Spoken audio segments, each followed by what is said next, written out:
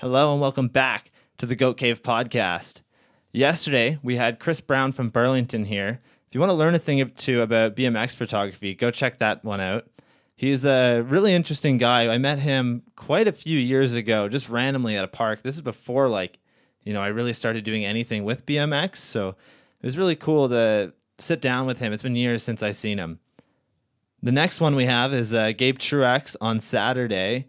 So Gabe is a amazing BMX rider from the area. He's on McNeil again. He rode for Volume for quite a bit.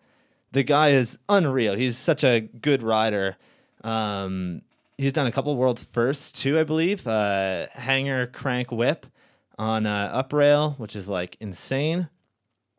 And then on Sunday next week we have Riding Rampco, and Jordan and Steve will be on, and those two are some of my best friends. I actually lived with Steve for about 9 months, and I'm super excited to basically just sit down and shoot the shit with those guys. And today, we have a very special guest. He rides for Merritt and is, he's quite the shredder. And you may know him for his love of Seinfeld, or the avid Tik Tok-er that he is. He is the Slim Jim guy, the man behind Costanzagrams, and the most diabolical hater in BMX. Dustin Lee, everybody. Hey, what's up? Thanks for having me on, Cam. Yeah, no problem, man. I'm super excited to just sit down and talk with you. So I like Great to intro, by the way. yeah, of course. Yeah, I don't know if you're on the live stream right now, but good old cheese shredder right up to the camera for that one. Alrighty, so let's just jump into this. I always like to start it off with just, finding out people's roots within BMX. So how did you get into BMX? I think I was about 11 when I first saw like a dyno the first time. My friends like in elementary school were riding it, and I was like, oh, that's a cool looking bike. And then begged my parents to get me something. They finally caved in and got me a dyno NSX. And that was pretty much just like just cruise around town type of thing. It wasn't like to do tricks or anything like that. But we did end up going to like a couple towns over. This is when I'm like 11, and just started like we found like these dirt jumps that like I guess the local kids built and jumped it, tried, and then maybe like after that I was just like, okay, that's cool, and then I kind of like just gave up. And maybe like a year later, I saw my friend like right after it was like we just finished sixth grade, and I remember him saying he was going to go up to the park and he's gonna try to build some dirt jumps. I'm like, okay, I'll go too.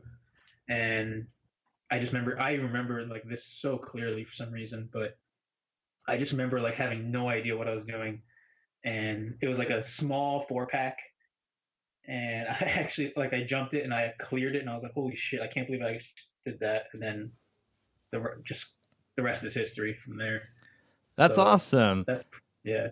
It's really cool that you got started within just riding like dirt jumps, because you are like a pretty avid street rider now. Like I've really never seen any footage of you riding jumps, other than like the Slim Jim video. You did a backflip over the resi. Yeah. So I mean, yeah, that's like that's all we had. Like this was man, what year was that? I think it was around like 1997 or 96. And wow. We didn't know what street riding was. Like we just knew that all we knew was like dirt jumping. Like just I guess from watching like X Games, like just like the dirt jumping contest that they would have. And we didn't. Yeah, I had no idea what street riding. I had no pegs at the time. It was just we went, and then eventually like we found out about these like really popular trails in like a couple towns over, and we just always would go there, like stay like literally every single day, like throughout the summer when we're like 11 or 12. And then eventually met some like older guys that like I guess they're like they started kind of off as racers, but they would ride like very simple street stuff, like pretty much just long manuals down like 4 blocks and like feeble grinds on like benches and stuff like that. And then that's when we were like, oh, I didn't know that was a thing either. So let's try that. And it's just like pretty much like set the way for the guys in my age, like just, oh, I'm gonna try that too, like because they're older than me, and I just wanted to see like what is like, oh, this it's just like mimicking, you know how like just just mimicking older people because you look up to them and stuff like that. And yeah, that's when we were just pretty much starting to transition from staying away from the dirt jumps and then start riding street. Plus, also because like they eventually got plowed, so it's just like okay, I guess we have no, there's no more trails anymore. And then we would just always try to build new ones at new locations, and then it would just always fail. Like town would find out, or local resident would find out, and just call the cops, and then it would just get plowed like one random day. And so then yeah, we just ended up transitioning to street, and just watching more videos really helped. Like I think my first video that I watched was Ride BMX Thunder, which was like almost like a mixtape in a way. Like it was just very like all random parts, and I think just watching that, which was like a mix of dirt, street, and even like park and vert riding, was just like giving us a bigger idea of like what is out there, like as far as just, oh, we could just ride other things other than dirt jumps and just do X ups all day. And yeah, that's pretty much it. Wow. It's pretty crazy to hear that, like, dirt jumps were still being plowed back then. They still are, like we had a really, really nice jump in town. It was this huge step up that my buddy Brad built. It was ridiculous. Like he had built it into a hill because that's pretty much the best way to build a step up jump. And it was huge. Sort of like you dig out the hill, like build a lip into the hill, I guess that makes sense. And then like you're up higher when you land. You don't have to build as much, I guess. But he was like unreal at building. He took all of his fucking nights after work just to go and build and do all this stuff. And it really sucks to see that it gets taken away, And I think that's why, like, even myself, when I started, I was more of a skate park and dirt jumper. And now I'm like a pretty avid street rider. And I think that's definitely played a big role in it, in the fact that street will still be there. You might get kicked out, but you can come back in a couple days and it'll probably still be there. Yeah. Or like, man, I you just like when you were talking about that step up thing, I just remembered like, I don't know if like baseball fields where they have like that pile of dirt like in the back, I guess like as a backup for like a field. Yeah, we would we would see those mounds, like those giant mounds, and just carve it a little bit, and then that would be like a tabletop jump that we would jump to. So we would just resort to like such weird methods of like trying to find something to ride. Well, I guess when you don't really have too much, you got to do what you can do, right? Yeah, like there was zero. We had no skate parks at the time. But the closest skate park was probably an hour away, and it was indoor. Like you had to pay to ride it, so it's like. Do you know what the name? There was no such thing as an outdoor public park back then. Do you know what the name of that park was at all? It was Hackettstown, New Jersey. Like it was pretty well known. Yeah. For like in our area, like it has like a whole section in like Don't Quit Your Day Job. I think 1 and 2. I forget if it was in 2 also. Yeah. But yeah. Like all the footage of like Joe Tizio is from there. Wow. Yeah. But this was like, I didn't know who any of those guys were when I first started going there. Like I didn't know any of them from Don't Quit Your Day Job. Like the only reason I went was just because that one older guy that brought us to the like dirt trails and dirt jumps, like he would take us sometimes, which is kind of weird now that I think about it, because he was like 18 and we were like 14. But I mean, I guess that's just like how it was back then, where like there was like no one to ride with. Like you had to like pretty much settle with whoever is willing to ride. Yeah, I find that is like such an interesting thing about BMX and action sports in general, is just that like the age groups vary so much, Like when I was first getting into BMX, I was like 15 years old, hopping in trucks with people that are like 30, 33 years old, going to skate parks out of town. Like, people, it was just a thing you did. And it's kind of interesting because you don't see that anywhere else, For sure. I'm okay, for context, I just turned 35, but I do ride with kids that I'm like, holy wait, what? How old are you? Yeah, right. Because they're like so young, and it's just so funny because it's like I'm willing, like I want to be the nice guy to like, hey, yeah, you could hop in my car. Well, like if we go, like if everyone decides to like go somewhere, like I don't want to ditch the one guy, but it also just feels so weird because it's like you're fucking half my age. Yeah, right. Like, and it just feels so awkward sometimes, but like it's cool because it's like all we're doing is just sharing a hobby, but it's just weird like when you write it down on paper when Yeah, no, that's for sure. So you've rode for how long, you think? Do you know? It's been a while. So let's see. Yeah, like I mean, I've been on and off a lot because just life. Yeah. But so like that story I told with the first dirt jump, that was when I was I think you said 11. 12? 12, yeah. Yeah, I think maybe 11 or 12, I forget. So yeah, close to like 23 years, just so crazy. Wow. That I say that out loud. The weird part is that I'm 23 years old, so you've literally been riding as long as I've been alive. I started when you were born. Yeah. How awesome is that? So crazy. And then we were talking about that skate park that was like about an hour away. At what point did what was the Scotty Kramer park called? Oh my god, I can't believe the Incline Club. What year did that open? Do you know? Club. So it was there for quite a while. I know that. Yeah, I think maybe 2002 or 2001 because I know I went there before I had a driver's license. Like we had to have someone drive us there. Oh wow. So, I remember we had like this one kid, like he was like the rich kid, and his parents like pretty much spoiled him, and so like his mom would drive us to Incline Club all the time, and that was like for us. I think it was like an hour and a half for us.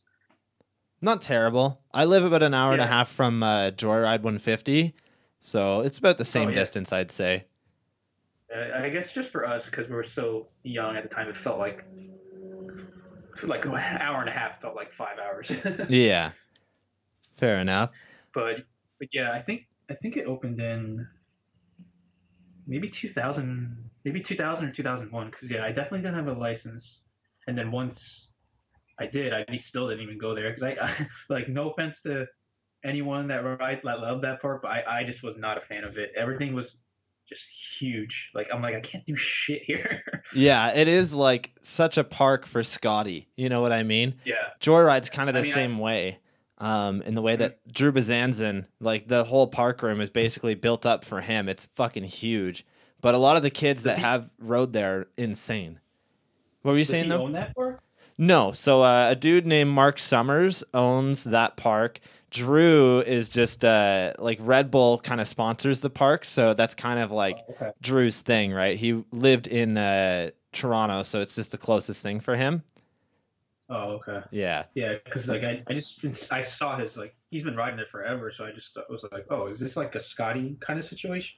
No, I think it's completely different. From what I hear, I haven't really done too much research on Joyride, but from what I hear, they started it as a like private park at first, and then it was so expensive to keep it up, so they had to open it to the public. Although I do know that they went to Ray's and like basically got the idea for Joyride from Ray's, because if you ever go there, it's literally like the same as Ray's, where it's all the different like rooms and everything, and then also they have like a lot of mountain bike stuff, a lot of BMX stuff as well. But it's definitely like Mark Summers doesn't even ride BMX; he's a mountain bike guy. Oh, okay. Yeah. Interesting. Yeah, it's I went to sorry. Steel Mill, and I was like, I thought it was Ray's when I went there because it looked almost very similar to that too. Yeah, I think there's only like, if it's going to be a bike only park, it's kind of difficult not to have it look like that, I feel like it's almost the Yeah, best way, or it's like the best format for it. yeah, and I'm all for it. When I went to Wheel Mill, like I only rode like the mountain bike shit. Like I didn't even ride the BMX stuff just because I was like, this is fucking fun. That's awesome.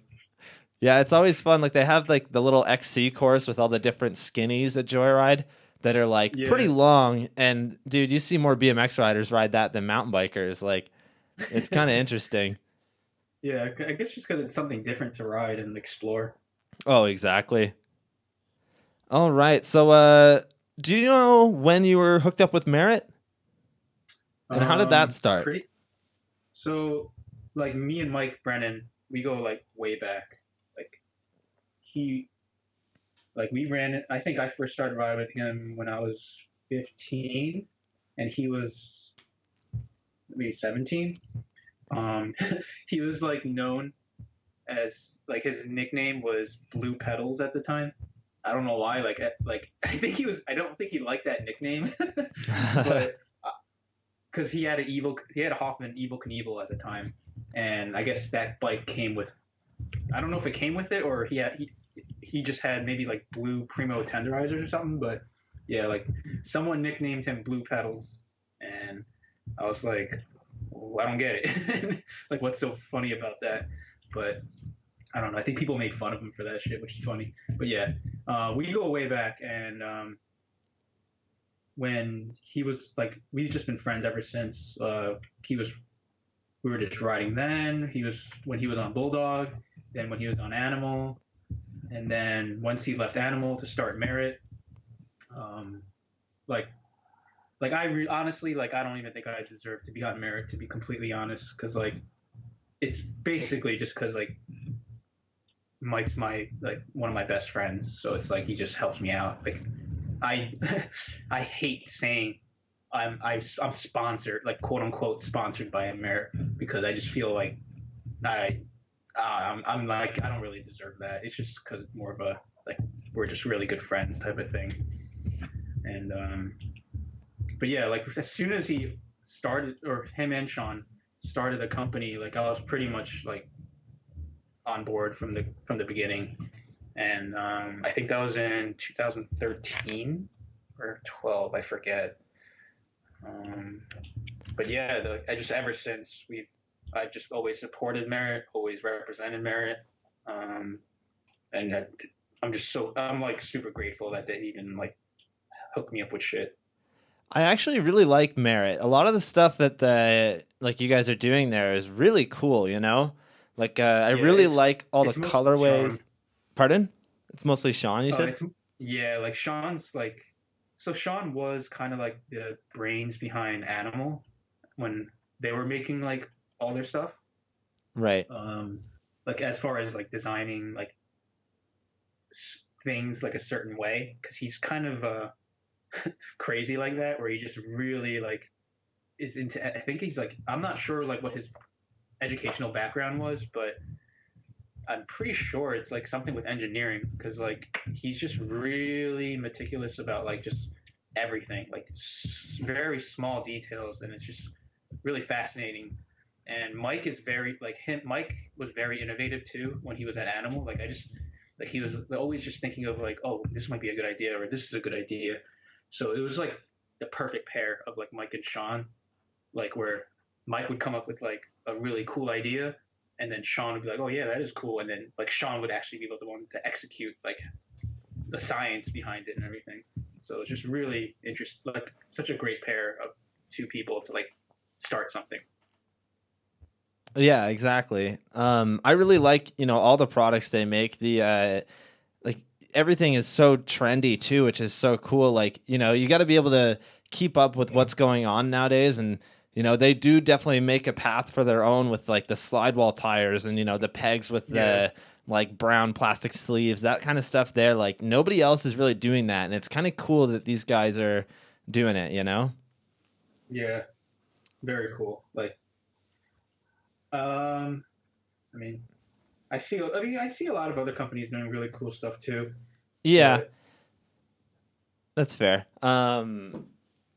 Yeah, with Mike Brennan, he's like I had no idea that he even started that company until I talked with Ricky a couple weeks ago. I was like, "That's really, insane." Yeah, I don't know. I definitely didn't do my research as much as I should have, but yeah, that guy is really cool too. Like, he's always done really awesome stuff. So yeah, that's interesting. Just because like from a I guess like a psychological standpoint, or like just yeah, like I guess a lot of people don't know like the background or history of Merritt, which is kind of interesting. I mean, I know Mike's never really been like huge on being in the spotlight, and Sean absolutely not. So, but yeah, I guess I don't know. I'm just wondering what people like think as far as like what the history is behind Merritt. It's just interesting. yeah, I don't know. That would be a really good thing to, I guess, bring up or see what people feel about it.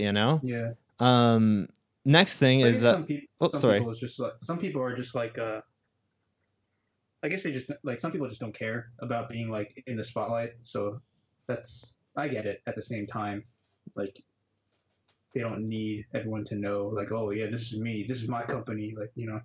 Yeah, exactly. Merritt has like such a really good team as well. Like Brian Foster is on Merritt. Yeah. Brandon Began, is he still on Merritt or did he switch? Vegan? Began, yeah, No, I think he'll always be on unless yeah, like someone pays him like a million a year or something like that. Like I think that's the only way. But yeah. yeah, they've been there from the beginning. I remember when like Mike was told me like, "Oh, we got Brian Foster." I was like, "What? Like how?" And it was just so crazy when he first told me that. And he was like one of the OGs, like first people to be sponsored by them. Same thing with Vegan, like because I think like a while Mike was living in Connecticut, and I think he like just met Brandon and just saw something in him, like saw that he was going to be like the next big thing, and which is like I know, like I think he just knew right away, like we need this guy to ride for us. Yeah, that's it's really cool that he saw that within Began. Like I think a lot of people give Began flack when he's like such a good rider. He's doing stuff a lot Yeah, different, and he kind of paved the way, at least in my mind, for like the newer street style stuff that people are doing. He's always done really cool stuff, like with a coaster and everything. And it sucks that like he's mainly known for not landing a trick at El Toro, but that clip is still like the craziest fucking thing ever that somebody's attempted. I cannot believe that he even yeah, had tried that. seriously, like the fact that he isn't like have like severe brain damage. Well, I mean, he might, but like the fact that he didn't like he's not like really fucked up right now is really surprising. Like that's just something I've been thinking about more. Like as far as like crashes, just people like are really like killing themselves. Like it's like, is it really worth it? Sometimes I think like I think that's a really good point, though. And that is a good transition into the next topic here. How do you feel about helmets? Like, I know that you wear one most of the time you ride, correct? yeah, I started wearing one 3 years ago, Yeah. and like I did hate it at first, but it just felt like man, is it really worth like getting my head fucked up? Because I took one really bad fall in like 2014, and it wasn't like terrible, but like I was by myself. I was just like self filming something, and I just hit my head really hard to the point where like it sent like a shockwave through my entire body, where like even my wrist was like I felt like my wrist was couldn't move. I was like, what the fuck's going on right now? And it really freaked me out. Um, and I didn't wear a helmet right away after that, but yeah, that was like something that just was like, man, I gotta be more careful. Like, is this really worth it? Like, just getting fucked up. And it was just like, nah, it's not. And but yeah, I just started wearing a helmet because it's like it really wasn't worth it. And I was just a lot of other people started wearing one before me, so I was like, maybe I'll start wearing one too. Yeah, it's And time to make the I, transition, right? yeah, like it does feel stupid sometimes, but it's just so interesting because it's just all in my head really, like the me feeling stupid, how I look or whatever. But then when I talk to I try to just see if people that aren't into BMX, I'm just like, hey, does that guy look weird to you? And they're like, no. I'm like, huh. Yet if obviously I think every BMXer notices someone wearing a helmet, like a BMX rider wearing a helmet, like either for a positive or a negative. Like they just see it, like it just stands out. Yeah, I definitely agree. I think with street riding, especially, right? Like park riding, it's almost weird to see somebody that doesn't have a helmet. Um, Yeah, Street riding, like it's really strange, and a lot of the video parts that people see that they look up to, so that's what they want to ride like and be like. A lot of those guys aren't wearing helmets, and I think that like before Scotty had his crash and he's done a lot to really help the community kind of transition to start wearing helmets, I would think. But before that was Brett Basewicz. His crash is super tragic. He was on top of the yeah, world at like 17 years old, and now he's slowly getting everything back. I mean, the kid can double whip again. Like that's incredible. really. I think I Damn. saw a clip of him doing a double whip over a box jump like a little while ago, but like he's doing a lot better, and it's really cool to see that. But it's still, you got to look at how long ago that was and how much he had to learn, like to be able to get back to the point where he is now. And even Yeah, Mike Aiken and I believe Van Homan had quite a few crashes without a helmet, and now he like does not ride without one. yeah. That that one though, I just feel like oh it just I mean it's just me, no judgment to Van because he is obviously like legend, like super legend, but just his helmet looks so weird to me. Like I'm just Yeah, because the it's the one that like covers your ears, right? earpieces. Yeah, Yeah, it's a little strange. That was and like I yeah, think like I get it, Dugan. I totally get it. Like if you want to protect everything, and I totally understand, but it just looks like it stands out to me so much, and I'm just like, oh, that looks so weird.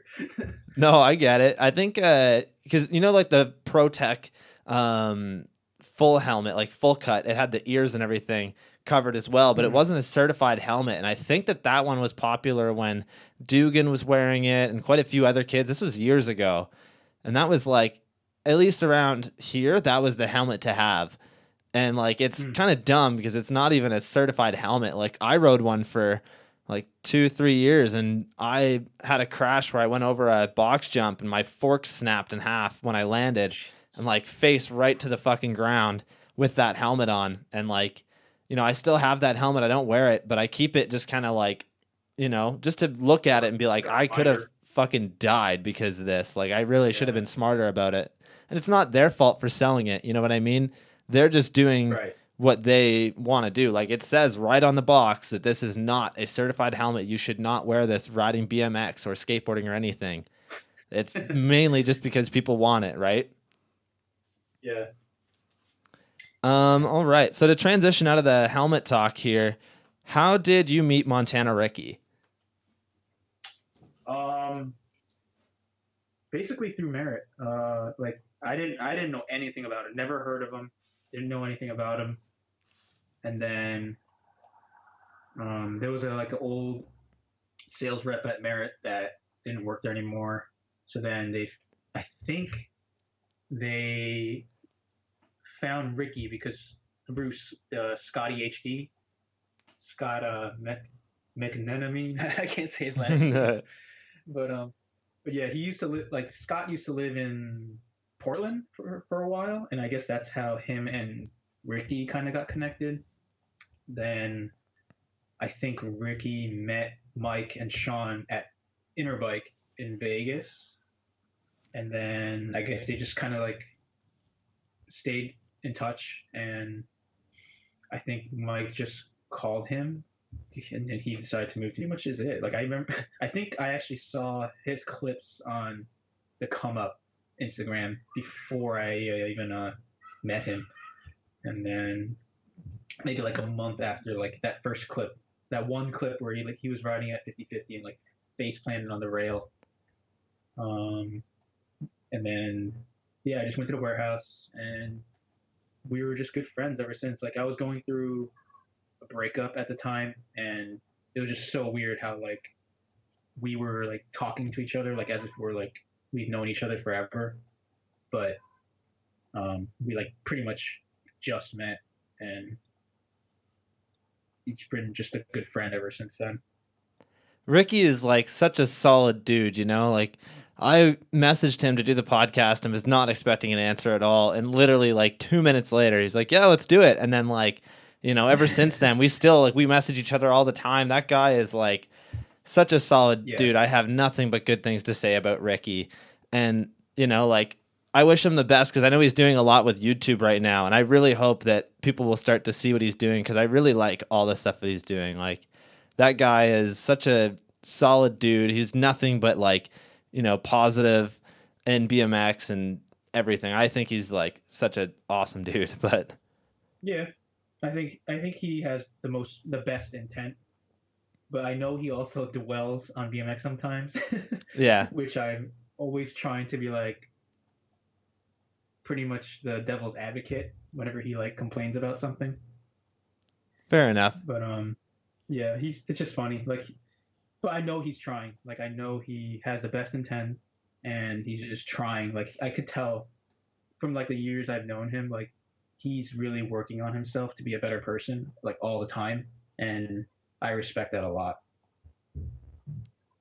Yeah, it's I think that he's definitely like, you know, like I said, such a solid dude and everything. So how did you guys just became so close because of like everything that happened with the breakup and then just you guys live pretty close, right? So I would assume that that would be part of Yeah, that. he was just like a couple towns away from me. Yeah. And he was living like yeah, just a couple towns away, and I think at that time, like after the breakup, I was like, oh, okay, I'm gonna try to start riding more, and I think he just liked the fact that I was willing to ride. So then we would just always go riding together, and then I think once I started my whole YouTube thing, um, I think he just liked the fact that I was like someone was there to record everything because he just really loves. I think he really likes documenting everything, like not in like a douchey way. Like he just wants like he just thinks that at any moment something could happen where it's like we should have fucking filmed that, and like I think that's what one thing he really liked about like being with me all the time because I was just filming pretty much everything.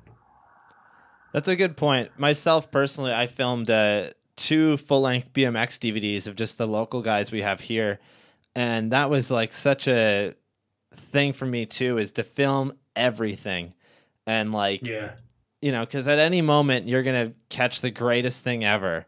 You know, you got to be prepared, for I sure. guess.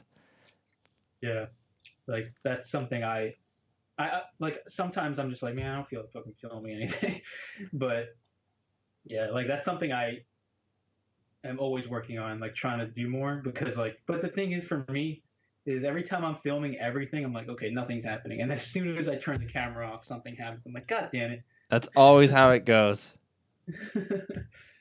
So that's Oh always man. frustrating. So, what was the hardest trick for you to learn, do you think?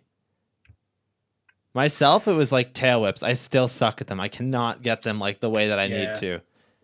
same. Like I remember Mike was teaching me how to do tail ups at Hackettstown. I think in maybe like 2009, like when he was still, I think whenever the Bulldog era was. But yeah, like I learned tail whips on the like off a box jump lip, and like I was pretty good at it to the point where like I just did it over like pyramids, like no problem.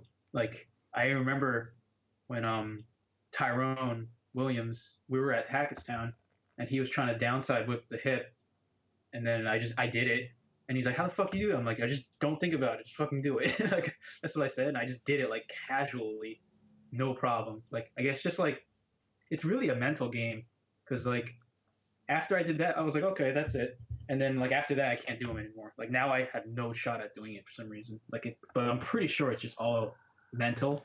A lot of It's just BMX is just like in your head. You know what I mean? yeah, Continue totally. though. Sorry. No, you're good. You're good. Yeah, I But think that that's like whips have always been a hard thing for me, and I think that just because when I was learning them, I was always a bitch, and I would just put my foot like on the frame, so I catch frame like me too. ninety Me six too. percent of Me the too. time, and if I don't catch frame, I don't catch anything. So, but the only like Yeah. I wish I could get them better because I can do them anywhere. I've done them down stair sets, I've done them over like hips, I've done them on pretty much anything, but I just can't get them hop and I can't get it to pedals. And I really need to just fucking focus on it and do it. I think most of the time I just get like frustrated and I just don't care. Like, especially nowadays, I don't really Yeah. get to ride as often as I used to, right? So whenever I go out, I don't want to just be frustrated with one thing and not be having fun. So, Same. I totally understand that. Like, yeah. yeah, that's exactly why. Like, I'm just like, man, do I really want to like spend an hour trying this? I'm like, fuck this. Yeah, it is I'd kind of rather just be like, doing something I enjoy. yeah. And I think that, tail whips are a really awesome trick, but to me, it's like, it's also a little overrated. People do them like, you know, almost anywhere Exactly. now, which is awesome. But like, Yeah. there's no reason that my tail whip is going to be more impressive than some other tail whip. And it's not that it Yeah. needs to be that, but like, you know, you always want to be like doing something the best you can do it. And I feel like it's just Yeah. so, yeah, I don't know. That's just how I I feel about it. totally agree with that. Yeah. All right. So, I had a couple other things that I wanted to chat about here. So, let's Hit me. see. Let's do some of the YouTube stuff that you've been up to. So, first off, I gotta say I love all your videos. I really enjoy the compare videos. Like you did one with the ALVX frame and the Cult Too Short frame. I Oh yeah, really yeah. I really liked that one. Myself, I don't really ride those shorter frames, but I have been thinking of hopping on those. The only problem is that I ride brakes, and both those frames are Mm, brakeless, so it is kind of just yeah. a no go. I think the Hoder frame is like the BTM. I think it has brake mounts though, and I don't know if they still make it or not though. Mm. Like Yeah, S I've and been M. trying. I've been really wanting to ride brakes again. It's a lot of fun. It's making a comeback. I'm seeing a lot of riders with them. Corey Martinez is one of them. He's been riding them for a couple of years now. Um, Yeah. I think it's like really cool that they're coming back. I definitely can't hate on any brakeless stuff. I love brakeless riding. I rode brakeless for quite a while, but once I threw brakes on, I haven't taken them off. I've been riding them for like 4 or 5 years now. So My biggest thing is just I don't want to like get fucked up on bar spins because I remember that used to hurt a lot when I had brakes catching like the lever.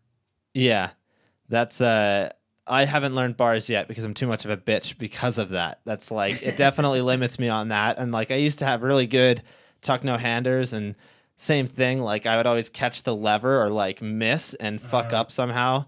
I really just need to like stop being a bitch and just learn it again, but yeah, so on I know that feeling. yeah, there you go. On the so you did the compare videos, you have how to's which are really cool, and then you have your BMX life hack videos. So I gotta ask, do you still ride with bubble wrap in your shoes? Now I don't because I was you like at the time I had those Vans like they were really thin and I'm not a fan of like thin shoes. Like I really need some padding Yeah, on my soles. So I was like, what the fuck can I do? Like, and I put the bubble wrap in. I was like, yo, this feels so fucking good right now. I But actually like right I now, wasn't, sorry to interrupt, I wasn't sure no, if no, you were you're good. doing it as a joke or if it's like an actual thing you were doing with the bubble wrap, but like It was a bit of both. Like it was a joke, but like they really did feel good. Like I was like, holy shit, this feels really awesome. It's just obviously they pop, so it sucks. But like they were actually really comfortable. Like I was like, I felt like I was like walking on balloons or something. that's so And I guess I crazy. am.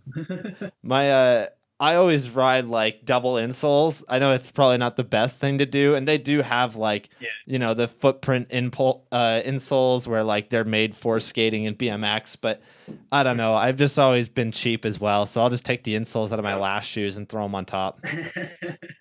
Yeah, that's what I did. Like I did the double soles too, but I always ride high tops or at least mids, and because I'm trying to like protect my ankles. But the thing, like even though the sole is only like maybe a half inch thick or whatever, It's it still still like is like affecting like the style of like the mid top because now it was just lower on my leg and ankle, and I was like, fuck, this is no good. So then when I went to Colombia, I met the owner of Fade Footwear, and that the shoe that he had there, I was like, was just so awesome. I was like, it's just so comfortable, like perfect for my ankles. And I was like, okay, I guess I don't need the bubble wrap anymore. and Fade Footwear. They do a lot of stuff with Cult Fake, right? And or as well as Bone Death, right? Or am I I wrong on believe that? so. Yeah. Did I've heard Because rumors. I because like when I went to Colombia, I couldn't get any shoe, or I got like maybe one pair because he went. I think the owner he would. I just like couldn't get in touch with him. So then I was like, all right, whatever. But then when I got back, I saw that Cult Fake was selling his like through I guess his own like big cartel website or something. So I just bought a ton of pairs off of him. So I'm like they were so cheap. They were like $50. I was like, what the fuck? Like, how is this so cheap? And then I was like, fuck it, I'm just gonna stock up. So I have like 5 pairs of their shoes right now. I've only been through one so far. Wow. So I'm like pretty much set for my rest of my life. Do you remember Almond at all? Like Almond footwear? Yeah. Yeah, I had I was never a huge fan of those actually. I don't know like how they did their marketing, but I could only get them at the bike shop that I worked at. So I don't know if it was Yeah. like strictly you had to buy them from bike shops or, if they did have like stores and whatnot. I had a pair of those and those were like some of my favorite shoes and I wish that I could still get them, but they do not have them anymore. That's for sure. I mean, I got a pair of used ones if you want them.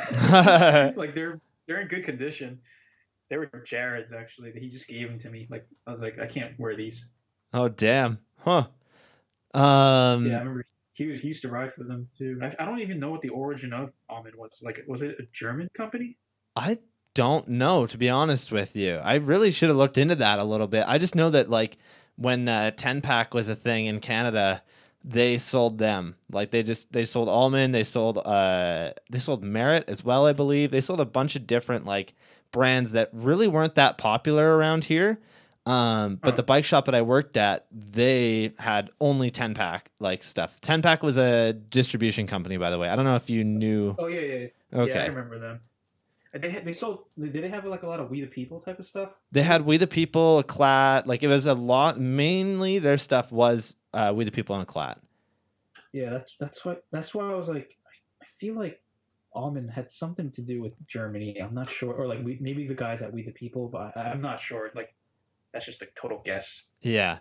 No, I could definitely see where you're coming from on that, though. Like, a lot of the products that 10 pack did carry were like We the People and those other companies. So Yeah, like all international stuff, right? yeah.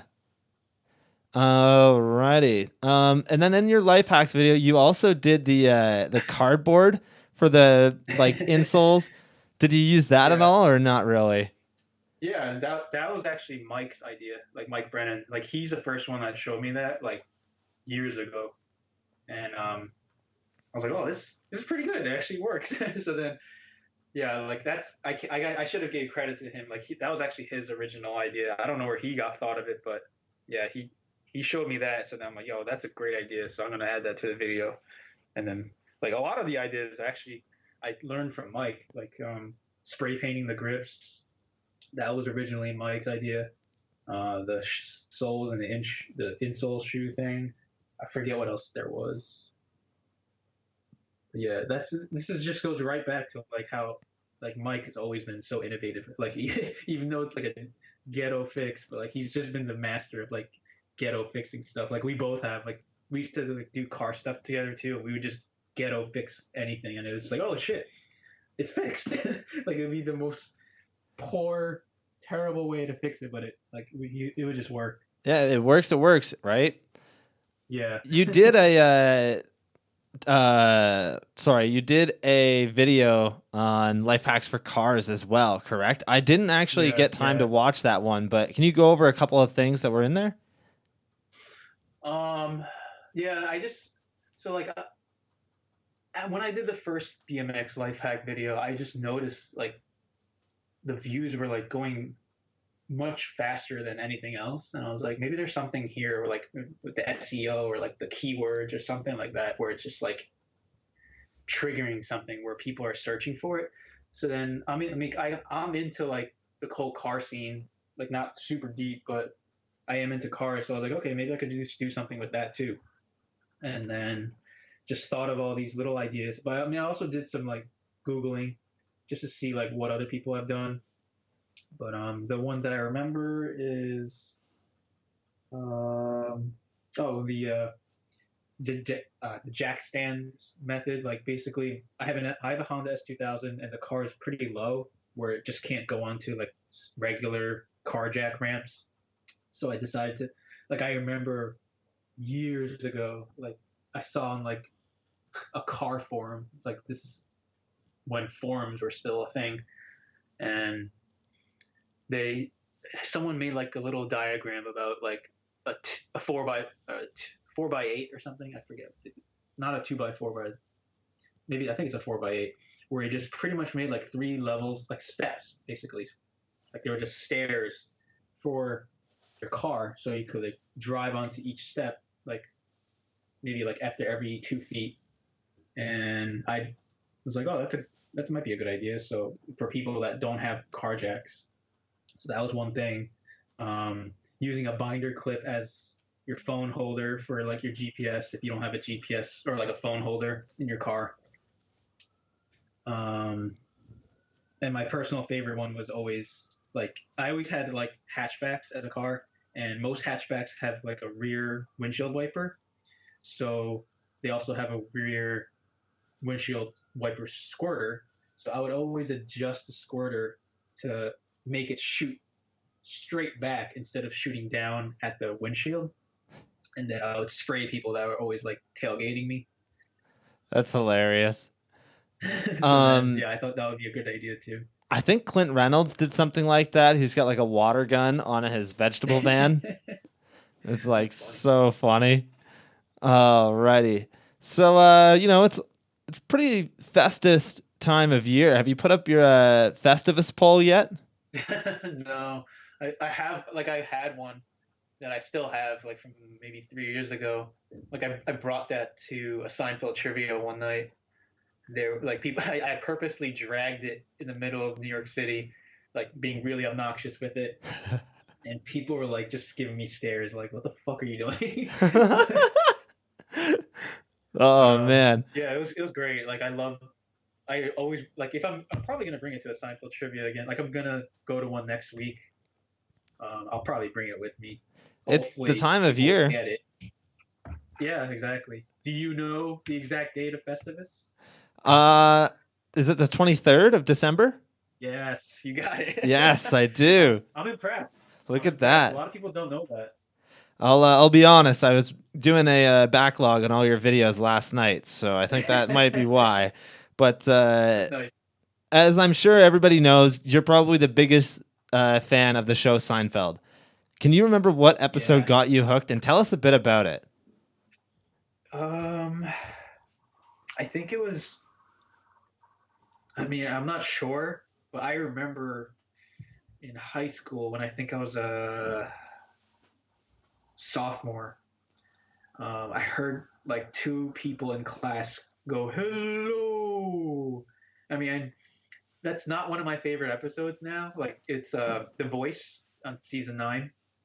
It's not one of my favorite episodes or even my favorite catchphrases, but I just remember hearing one of my classmates saying that, and I just started cracking up because I was like, because I knew exactly what he was referring to, and it's the episode where Jerry's seeing a girl where him and George joke that her stomach makes her belly button makes like this noise like when they're talking, or he's like trying to sleep at night, where it's talking to him from her stomach. It's like, hello, look at me.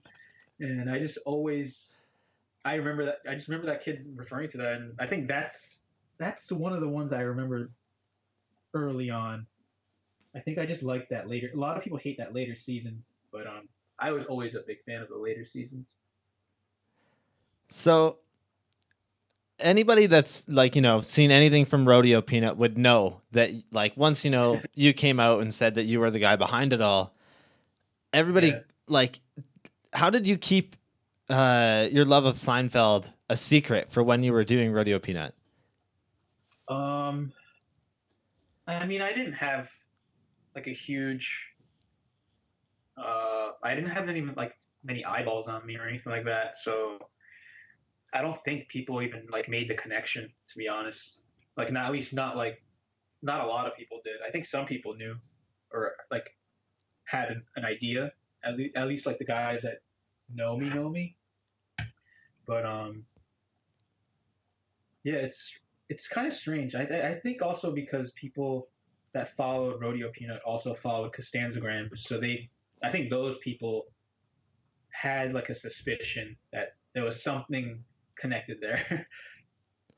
So let's talk about Costanzagrams for a second. Did you start the page, or if not, sorry, how did you get involved?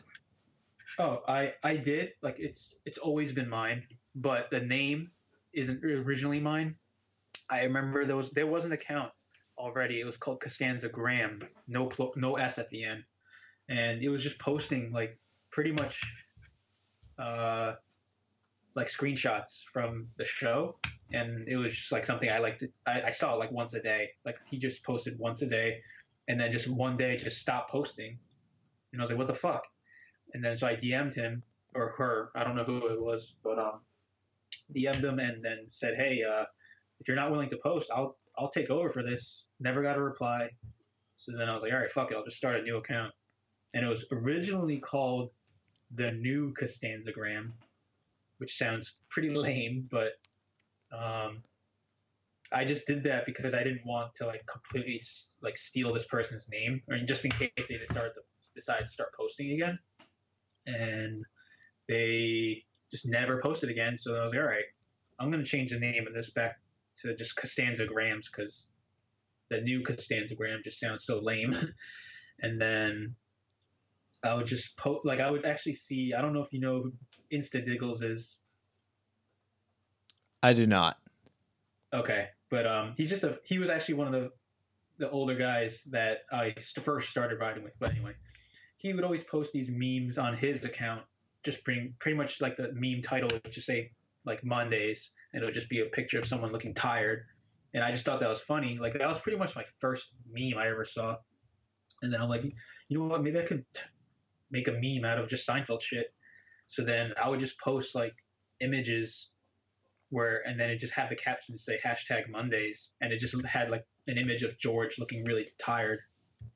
But back to the original point was like, I just love the fact that there was an account that was completely dedicated to just George Costanza, and it was only George Costanza.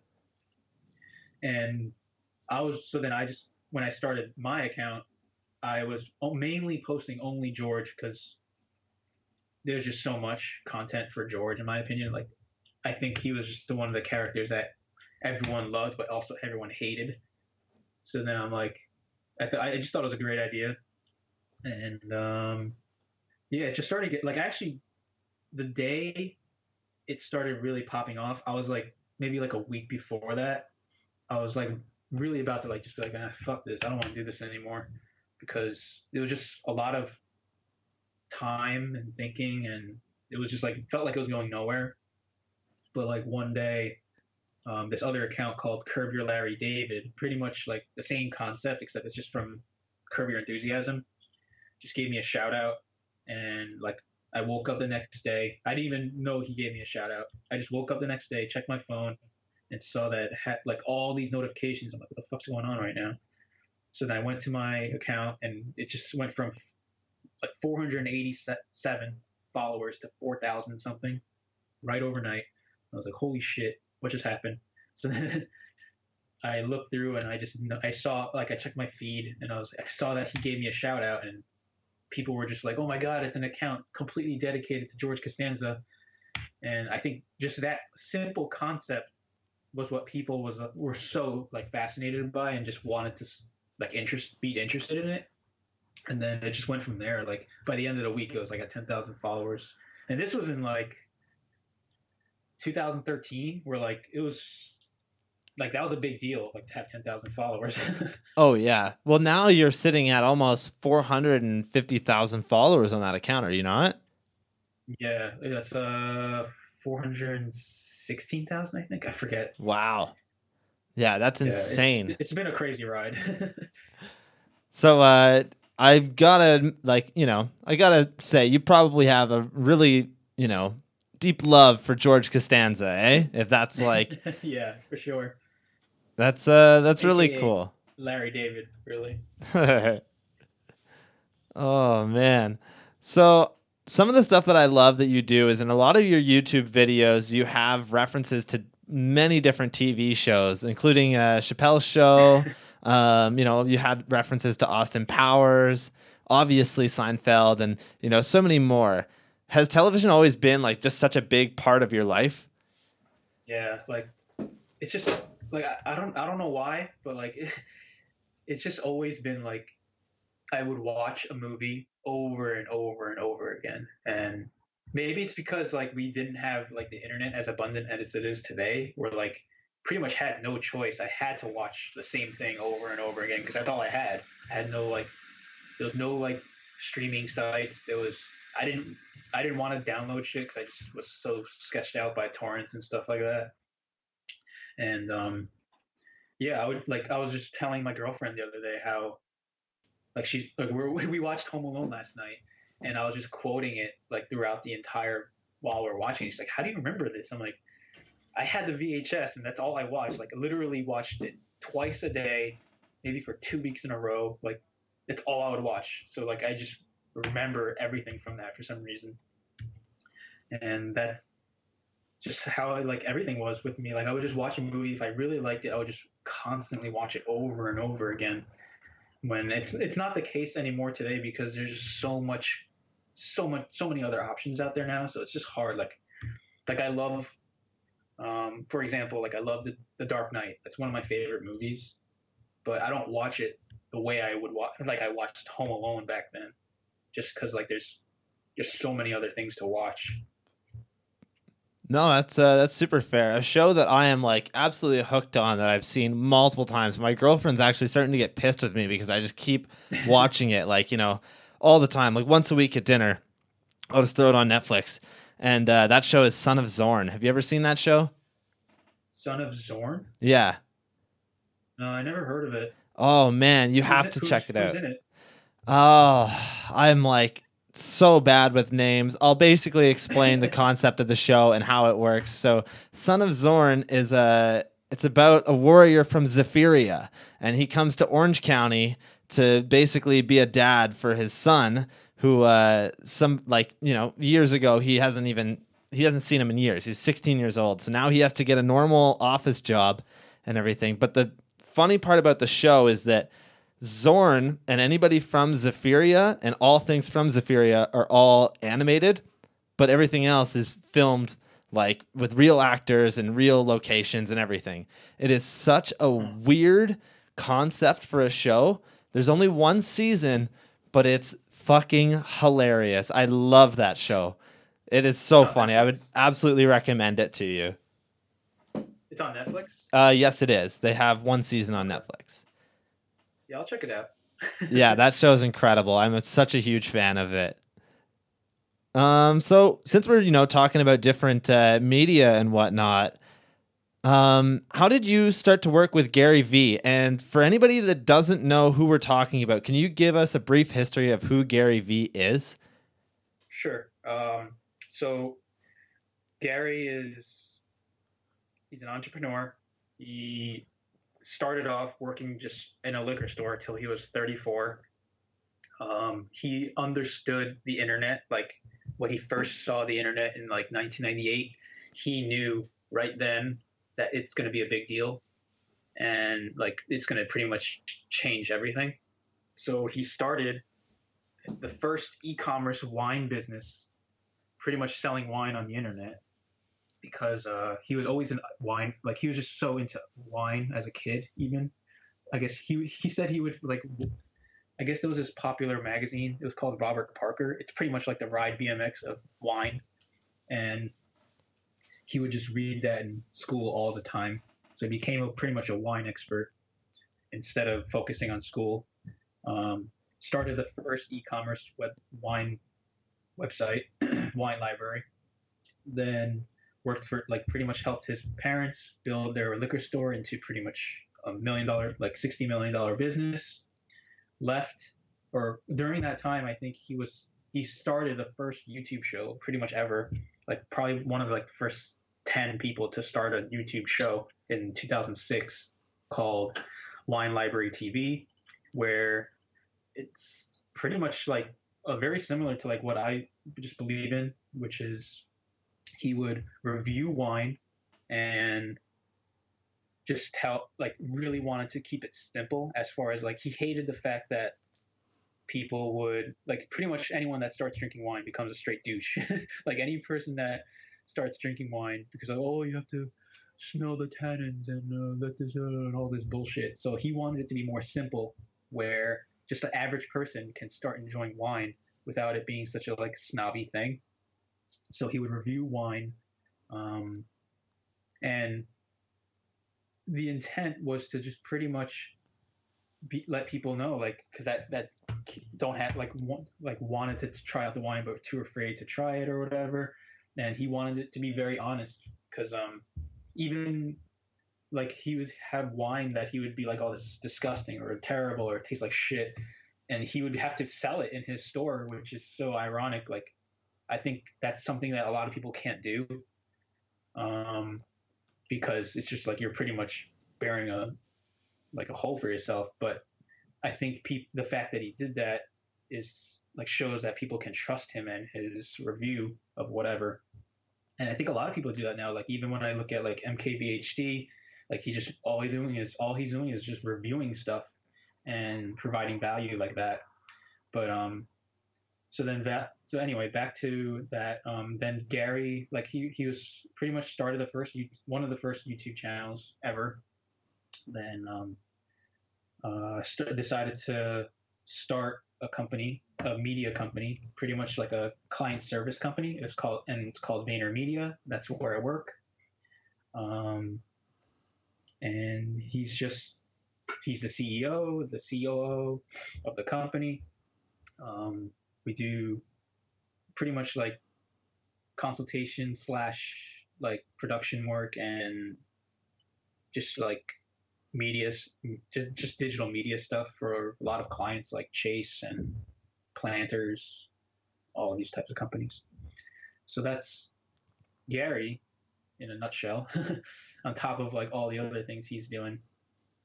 But for me, I discovered Gary in 2016. He was on our local radio show, morning show here called Elvis Duran Show. And everything he was just saying was just really clicking with me as far as like, I just wasn't happy where I was. I wasn't happy with what I was doing.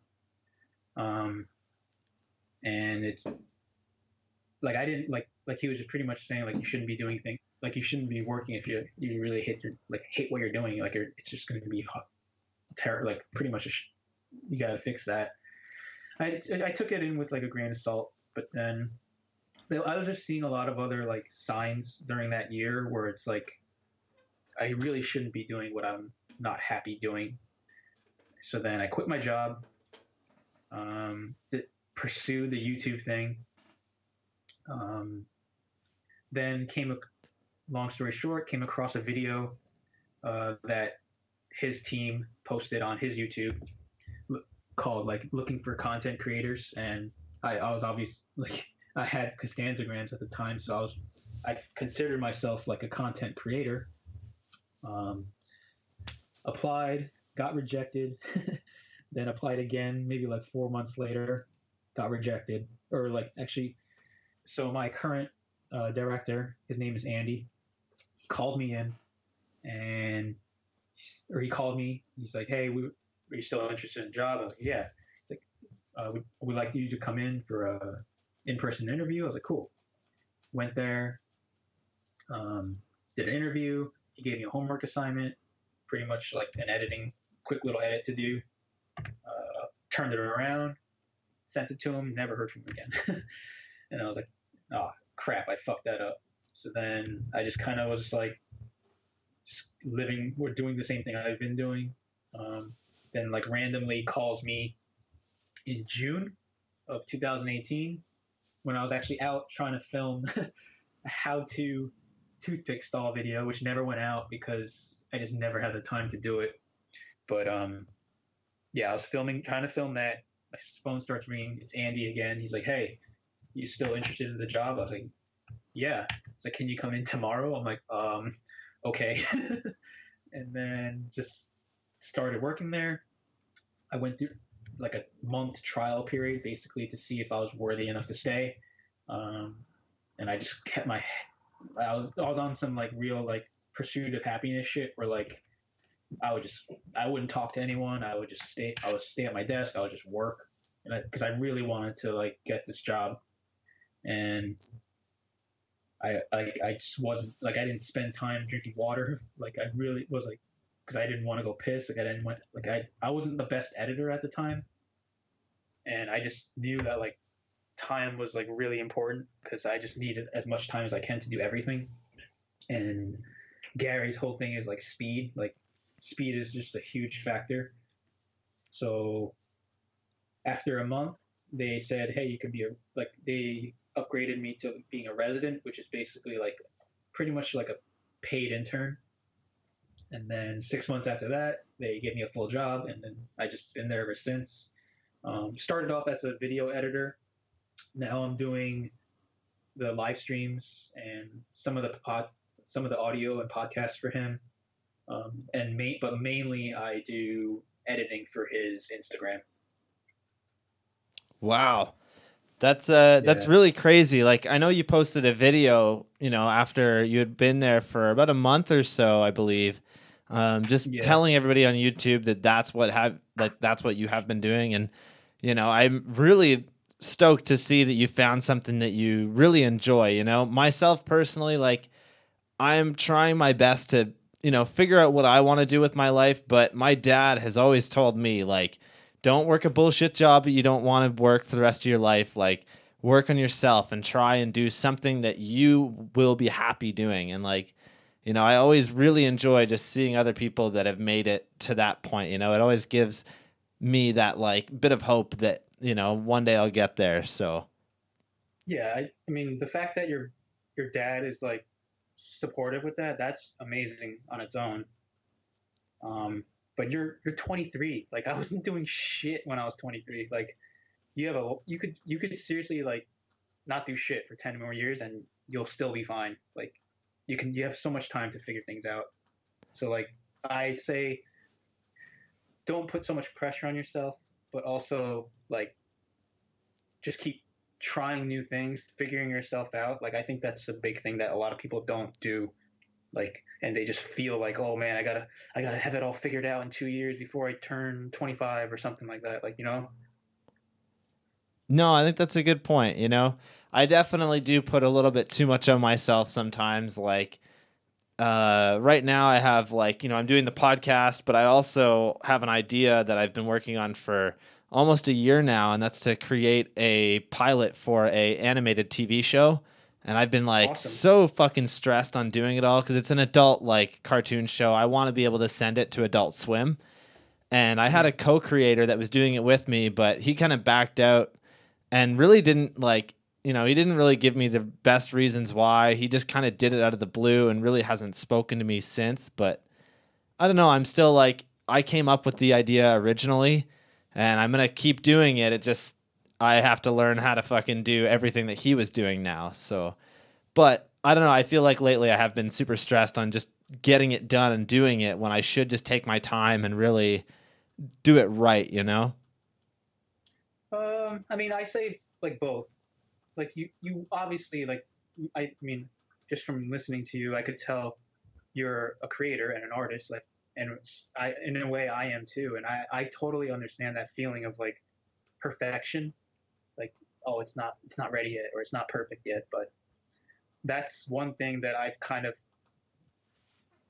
try to like set aside because nothing's ever going to be perfect. That's a really fair point. And even like, you know, I did have two BMX videos that I did, and the last one that I made, I worked 3 years on it. And for the last like year and a half of it, I edited every single day for hours a day, just trying to get it perfect. But I think that if That's you crazy. saw it, you would actually really appreciate it because the way the video works is it's called Space Goats, and um, in Is between it every, online? yep, it's on YouTube. Um, every single section beforehand has an animated skit that like I wrote and voiced everything, and then it's all videos that I've filmed, like, and then I even have a part in it. Like, I don't know, I just, to me, like, it was such a big deal when I did create it, and it has been like such a, you know, it had all of my best friends in it, so to me it was such a big thing, and I wanted to get it perfect. And you know, at the end of it, I really thought that I did such a really good job with it. I actually got it like the DVD cover tattooed on my hand because it was such a, like, to me it was meant so much to me, you know what I mean? Also, little That's awesome. context, my dad's a tattoo artist, so that's kind of where Oh, like sick.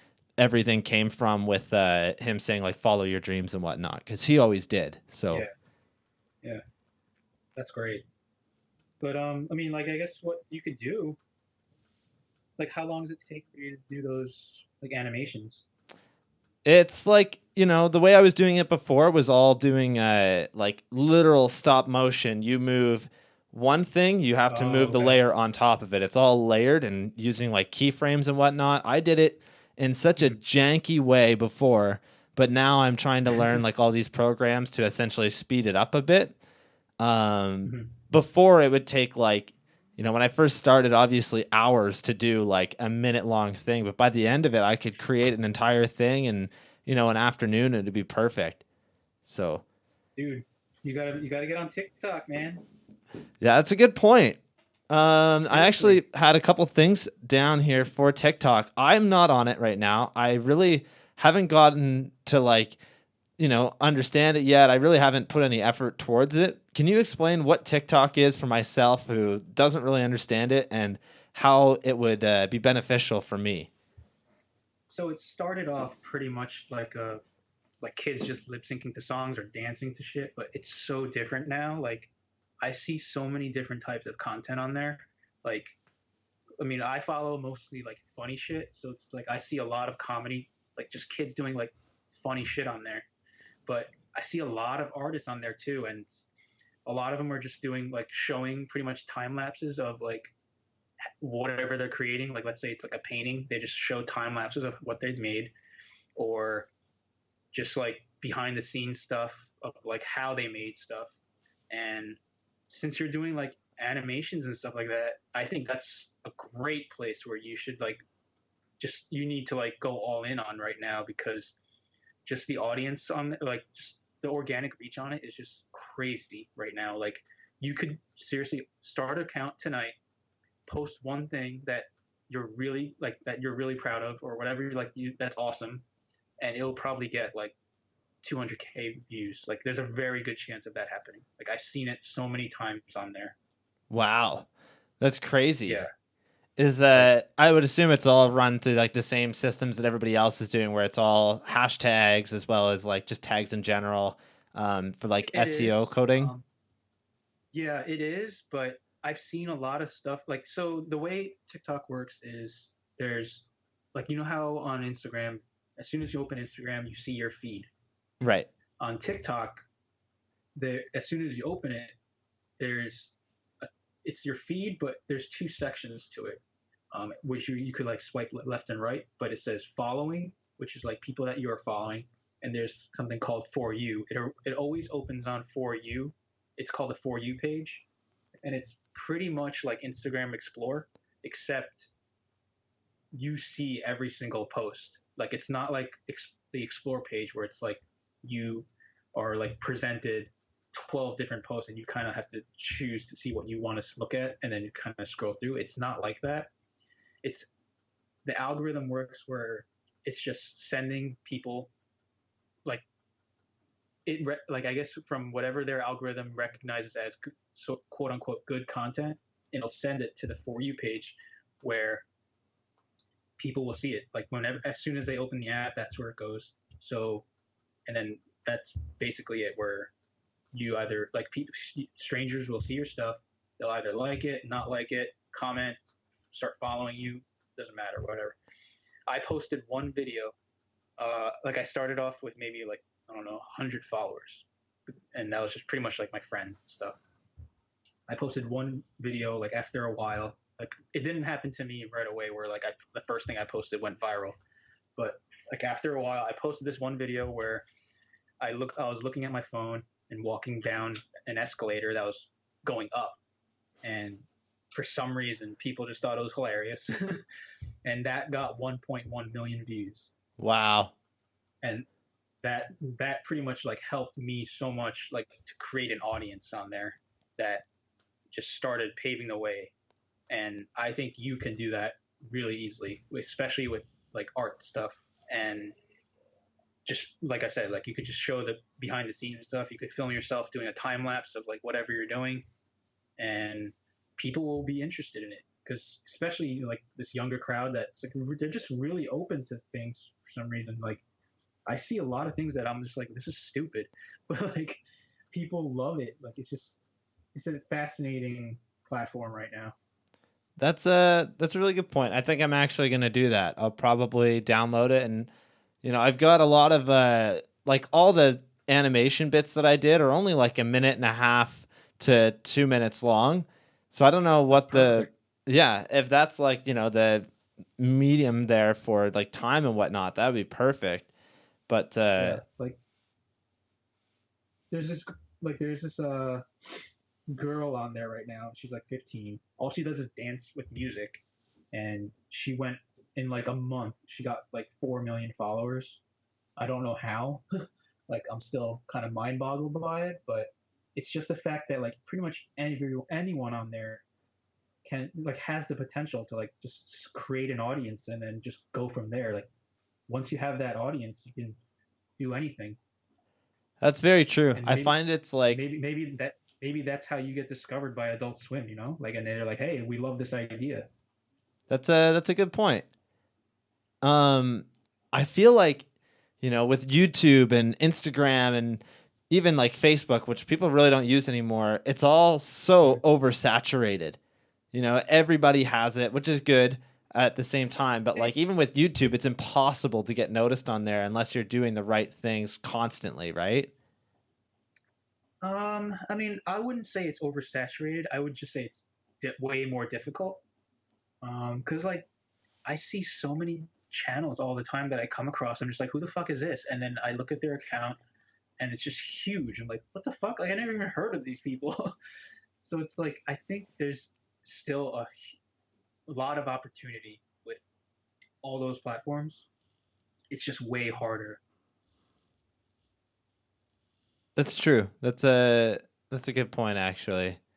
Especially the way our world is going now. Like no one's watching TV anymore. Like everything's going on the internet, and like people don't want to pay for cable. Like they just want either Netflix, Hulu, or YouTube. So that's like it's just gonna get even more popular.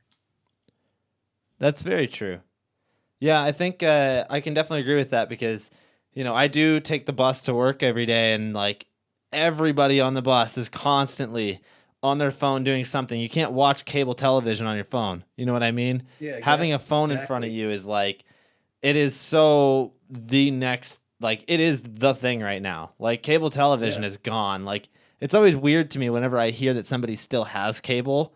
I'm like, what are you Yeah, doing? seriously. Like, what the fuck?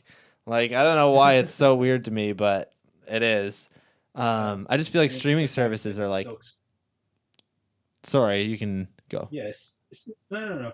Especially with like Disney Plus now, like, and people are just talking about it. Just the fact that it's a thing, people are talking about it. Like, I see it all the time. I'm like, what the fuck? Like, okay, it's just another Hulu. Like, who cares? But it's a big deal, and it's just like that's where the world's moving. So it's like, the biggest thing I learned from Gary is just like you got to go where the attention is. Like, and the attention right now is mobile, like phones. That's a really good point, actually. I actually really like that. Yeah, like That's such a, yeah, it's so true. is he is always going to like be there. That's why he's on TikTok. That's why he's on LinkedIn. Like he has no reason to be on TikTok. Like it's for kids, but he knows the attention's there, and like it's all about like building your brand or your reputation, whatever you want to call it. So I gotta ask, did any of your shred it videos do very good on TikTok? No, I think that was. I think it's a little bit of a too niche on there that people are just like, "What the fuck's going on?" That's hilarious. Or like, I think it worked on Instagram because people know me more there versus TikTok, where it's like, it's kind of like I'm pretty much a stranger to all my followers on there, or anyone that even sees it. Like it's just like a complete stranger. So like the context is like kind of missing. Like they don't understand why is this guy screaming about shredding. Oh, that's so funny. That's so true. Where like on Instagram, it like almost became like a small series. I loved it. I'm like, I absolutely fucking loved it. Every time that I saw it, I was like, yes. It's like so funny. It's the same joke, but it's so good every time. Thanks, I appreciate that. Oh man. All right. So since we're on the topic of Instagram and social media, I'm not sure if you wanted to talk about Rodeo Peanut at all, but I was kind of hoping to. So I was trying to do some research. I know that years ago you made a video basically saying like it was you coming out as the man behind Rodeo Peanut, and I noticed that video is no longer online. I don't know if you just took it down just because it's, I don't know, maybe something you didn't want to have up there anymore. Yeah, I took it down because yeah, I wasn't happy. Like I didn't like the fact that what I did. Like so the thing with Rodeo Peanut was it was definitely in a place. I did it, and I take full responsibility for what I did. It's just I I realized that it was when I was in like a really dark place, to be honest, and it wasn't like yeah, our excuse was like, oh, it's just a joke, man. But it's like there's always something a little bit deeper than that, and like I really wasn't happy with my life. I wasn't happy with everything, and that's I like I'll admit it. I took it out on the BMX world, and I try to do it in a funny way, where like it really wasn't a personal attack, but at the same time it was like I had really nothing against anyone I made fun of. It was just the fact that like I was being a troll, like if someone's like getting pissed off about something, like you just kind of like feed off that energy and just make it like them feel worse. And that's what I was doing, and I just wasn't happy doing that anymore. And I don't think I said that very well in that video. So I just wasn't happy with the reason it was out there. It was almost just like some clickbaity bullshit, and I just was like, I don't want this to define who I am. So I just like I want to take this. I'm gonna just take this down. No, I think that's a good point, man. Like, I think that what you did with Rodeo Peanut was incredible, and like I think that it was a very good. It had its pros and its cons. You know what I mean? I think that it really did. I think it really did make people start to better themselves as riders because they didn't want to be, on that. And for a lot of people, it was like they wanted to be on it. You know what I mean? At least in my mind, like, it's kind of a cool thing to end up on there somehow. But I think that, like, people really needed to just not take it that seriously. Like, a lot of people would get really pissed about it. And, like, it's the same thing with the page Team Weed now. Like, you see them rip on Trey Jones so much, which I kind of disagree with. I'm like, this guy has Swamp Fest every year. He does a lot for BMX. Like, I don't know. That's just my thing. But I had a couple questions. But yeah, go for it. I had a couple questions about Rodeo Peanut. Sorry. So let's just explain to maybe a younger audience that doesn't really know what Rodeo Peanut is, on what it was and what are the rules, like the Rodeo Peanut rules of BMX. So it's not even my original idea. I'm going to say that first. It was one of our friends. It was just a name that he came up with. It didn't really mean anything. But they started an account, pretty much just making fun of each other at first. That's how it first started. It's basically just one big inside joke. And then I think I came up with an idea of making fun of like Adam 22. I forgot the exact post.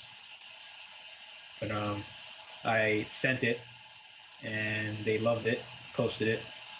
And then I just kept thinking, like this is where my knowledge of watching way too much TV as a kid like really became useful. So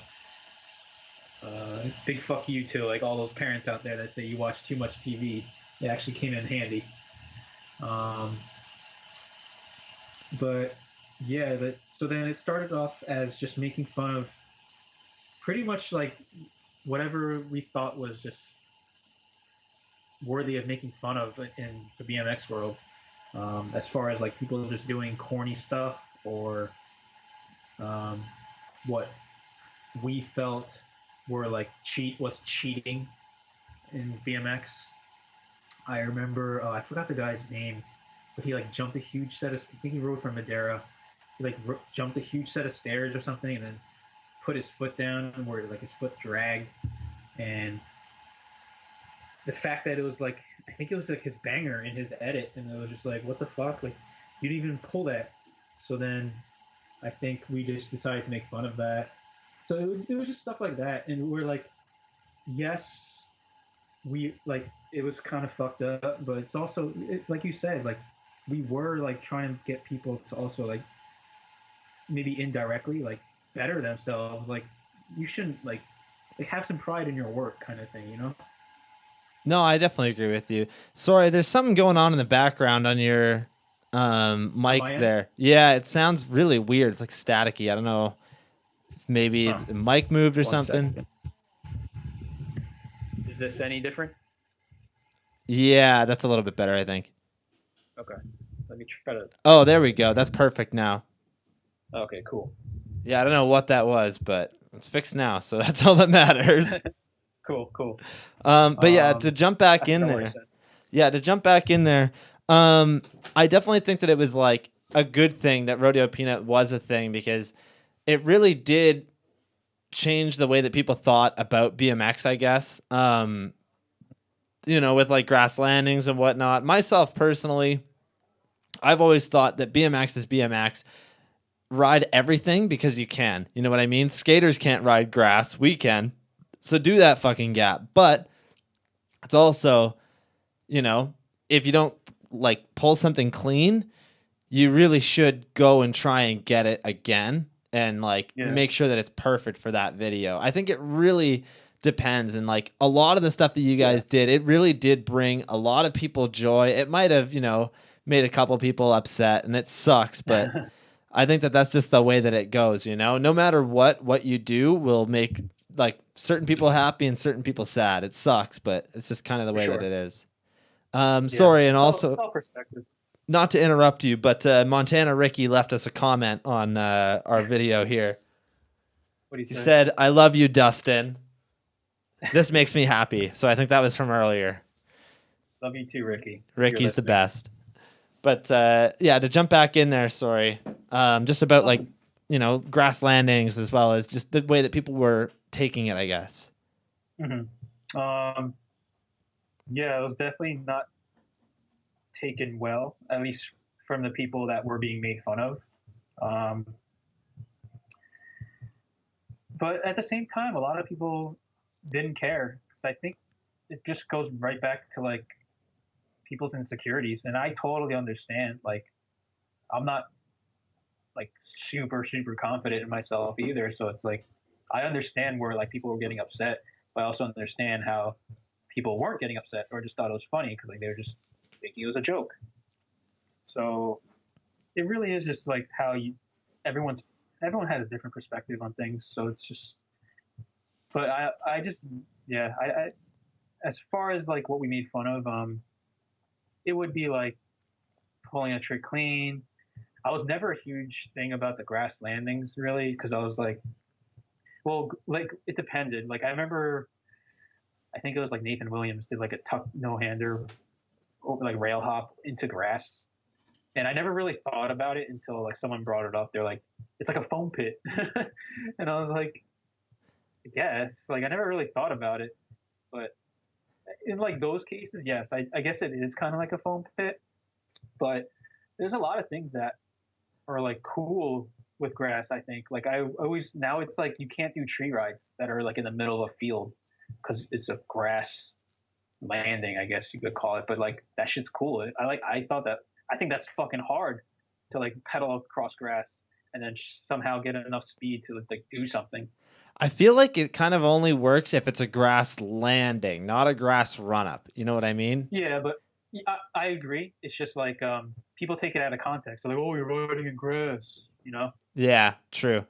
I always felt like, who cares? It's fucking BMX, but I definitely got to say I loved Rodeo Peanut and I loved the stuff that you guys did because it just did like, it's I don't know. I liked the fact that you guys would call out people and certain like it would suck when people would get upset about it because it is a joke, but one of the ones that I did want to chat about is that Montana Ricky actually had one on there where he did a manual and then he set the front wheel down and then went into foot jam whip. Did you make that, or was you did? I think so, because like even he still does it. I'm like, come on, man. That still kind of gets me upset. I'm like, bro, you hop into it. Both tires down. That's funny though. Yeah, I just wanted to see if that was you that made that one. Was there any on there that were like, you really enjoyed making that you would want to talk about? If not, it's okay. My favorite one has always been the Sean McCanny one, where he posted on his Instagram a tooth hanger, like switch tooth hanger at the bar at Incline Club. And I remember like maybe a couple months, I forget if it was before or after, but he posted, there was like a Primo edit that came out and he did the same thing on that one setup in, I think it's in California, where it's like a up rail that goes to like a kink set and then it kind of just stops there. So I saw that edit and I was like, I wonder if I could find something. So I digged into his Instagram, found that clip, and then just made fun of the fact that he learned it. Like, it's stupid, but like just the fact that he like learned it, he's not stupid. Like, it's stupid on my behalf that like, okay, like he learned it at a skate park, so it's like that's how he learned it. So it was a clip where it starts off with the Primo clip where he did it on street. Then it's the Rush Hour 2 clip where Jackie Chan says, "Where did you learn that?" And then it shows the clip of him at the Incline Club doing the same thing. And then it's Jackie Chan laughing. And it's subtle, but I just always thought it was funny because just the way like it worked out so perfectly. No, that's such a good point. I'm gonna have to find that one. I feel like I've seen it before, but that one's kind of like you can't take that one too seriously. You know what I mean? Like, right. I don't know. Was there anybody that like you don't have to name names or anything, but when you actually did come out and say that you were the man behind everything, and let's get this straight, you're not the only person that was part of Rodeo Peanut. You were just the main guy, right? Like you were posting a lot. Yeah, I mean, Yeah, I mean, I was basically like it wasn't my account, and I wasn't alone per se, but like I was handling most of it because even like the only part that I probably wasn't always doing was like ideating, like pretty much coming up with ideas, unless like I saw something myself. But there was a lot of stuff that I didn't always come up with, but I just came up with the like how to put it together just from my TV and Seinfeld knowledge. Um, but yeah, like for the most part, I was editing it and I was posting. So at the very end, when you did come out with it, did you receive any hate from riders like directly that kind of were like, fuck you, man, why would you do this? Or was it just kind of like people kind of understood it at the end? You don't have to name names or anything, but just wondering. Yeah, not really. Like there was only one person that was like ready to like fight me, I guess, but like it never happened. Like I'm not saying like I'm not like making fun of him for saying it never happened. It's just like I guess there was just like no reason for it to really happen. But I Well, think, no. like he was definitely upset. I bet now if but, he. like, I apologize. Sorry, I bet now that if he like. I'm pretty sure he's still holding a grudge about it. Okay, never mind. Yeah, like it's like I apologize to Chase D Hart, because I knew he was really upset when we were making fun of him, and I just knew that it was like I don't know. I just wanted to be the bigger person and apologize to him, so that I did that, and no one else really. I can't think of anyone else that was like super upset except like a couple people, but I remember. So then when I started working for Gary, Gary he does these like there was a certain podcast that he was doing, and it's called Pod Sessions, where it's just like a group of like 4 different people that have a podcast together in his office, and one of them was Nigel, and he showed up at the office, and I was like, oh god, like this is gonna be so fucking awkward, because this was when like everyone already knew like who I was. I wasn't sure if he knew or not. I mean, I assumed that he did just because like I just wanted to give him the benefit of the doubt. But I saw him. He saw like we knew each other before any of all of this anyway. Like when he was just like first started riding for Animal. Like I met him a couple times. So like he saw me and he's like, "Oh, yo, what's up, Dustin?" And I was like, "Hi," like super awkward. Like I just wasn't sure where he was like as far as like what he thought about me. But he was really polite, to be honest. And he's like, "Oh, cool. Like, oh, you work here?" I was like, "Yeah." And he's like, "Oh, that's what's up." And then like we just did some little small talk, and then but like it seemed fine. Like he was really like cool about it. Like he wasn't like what the fuck or anything like that. So I respect him for that, at least, like just being like very cool about it, like not like trying to punch me in the face or anything right away, like or like ignoring me. Like he took the initiative to like say hi to me first. Like I was like nervous, like he was just gonna like be like fuck you or something like that to me. That's really cool of him. And like, Yeah. Nigel, I feel like he got the most hate at anybody, and he still gets it from like Team Weed. And I think it's kind of dumb because I'm like, I get it. He said some stuff where it's like, all right, calm the fuck down, dude. But like, he is like, people don't look at the past. I think that's a big problem, is they only look at what's going on now. And that guy has always been like, he's always kind of stayed with his roots of riding like on Animal and stuff. Like he's still on Animal now, is he not? I think so. I believe so. Yeah. Like I agree. Like he's definitely like I love his. I used to watch his scavenger part all the time. Like so I really liked it. But but at the same time, like I agree. Like I think I went on the podcast with Ricky. He was just saying how like it would be nice if he would like give you guys. I think you guys said like it would be nice if he like gave back to BMX, and I agree with that. Like, but at the same time, I could also see why like maybe he doesn't want to, just because it's like maybe he feels like people in the BMX don't even care about him or something. So it's like I feel like we that's don't probably we a don't. big part of it, you know? Sorry to interrupt, Yeah. but No, it's cool. I feel like that's probably a big part of it, you know? I feel like people Yeah. are just kind of dumb and they hop on any fucking train, you know? Like the second something would come out like that, people would talk so much shit and it's like, dude, you can't even do any of this shit, so back off. You know what I mean? Yeah. That's how I feel, at least, is that like, you know, anybody that rides, like, we should respect each other, but at the same time, I do like the fact that you guys would call people out because it was in a funny way. It wasn't like, to me, I liked the fact that it was using, like, you know, TV shows and movies and whatnot to do it. There was never any like, you know, anything that was really like aggressive and rude. I think people just took it the wrong way, and that's all. Yeah. I mean, there was some. I mean, obviously, I have more context, but there was some things that I just wasn't really like. I didn't like. I was like, it was probably something that I didn't come up with, or not always, but there were a couple posts that I was like, this is a little bit too much, and then like I think I would end up deleting it or something like that, just because I was like I didn't feel comfortable. I was like, this is pretty much borderline fucked up.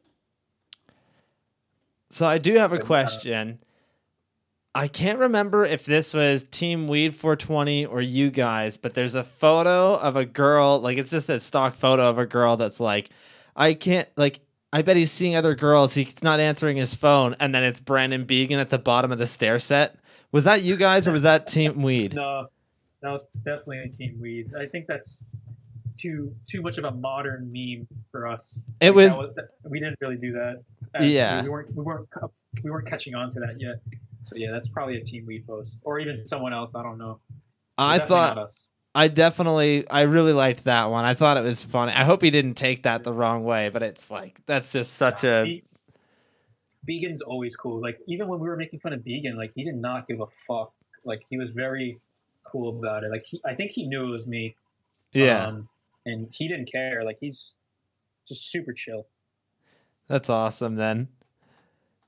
Yeah, that's all I kind of wanted to talk about with Rodeo Peanut, man. Like, I really do like the fact that it was a thing, and you know, I definitely think it was a big part of BMX in those years. And it sucks that people took it way too far. Or they didn't take it like the way that it should be, but I definitely think that it was a big thing in BMX for those few years that it was around. Yeah, like it's weird to think about like how much it affected BMX when I think about it. Like people are listening to some idiot that no one even knows who the fuck it is. Like, why are you guys listening to? It literally could have been anybody. That's the like part that was kind of interesting about it. You know, you never knew like when it wasn't because you know I had heard rumors that it was Jared Washington and a couple other people, but like nobody ever knew. And we're not going to name who else was like part of it, but it's just crazy that nobody ever really knew until you kind of came out and said that it was you, you know? Yeah. It would have been nice if it was just a mystery the whole time. But, yeah, I mean, I tried, like, I'll be honest, I tried, like, I didn't want to, but the advice I got was, like, any publicity is good publicity, and I don't agree with that anymore. That's true.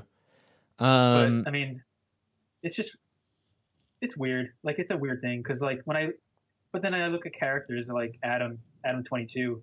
Like people don't like a lot of people don't like him, but a lot of people fucking love him. Like so, it's just it's very interesting how people think and just agree on things or whatever, like disagree on things. It's just very fascinating to me. So I'll tell you a little story about Adam 22 and maybe what I did. So for the first video that I released, it was called Fuck Asses BMX DVD because all of my friends and I were fuck asses. We're just idiots. We were so dumb. Like this video was not professionally made. I bought shitty cameras. This is when I was learning to film. None of it was any good. Like, you know, we just went out with a camera and fucked around.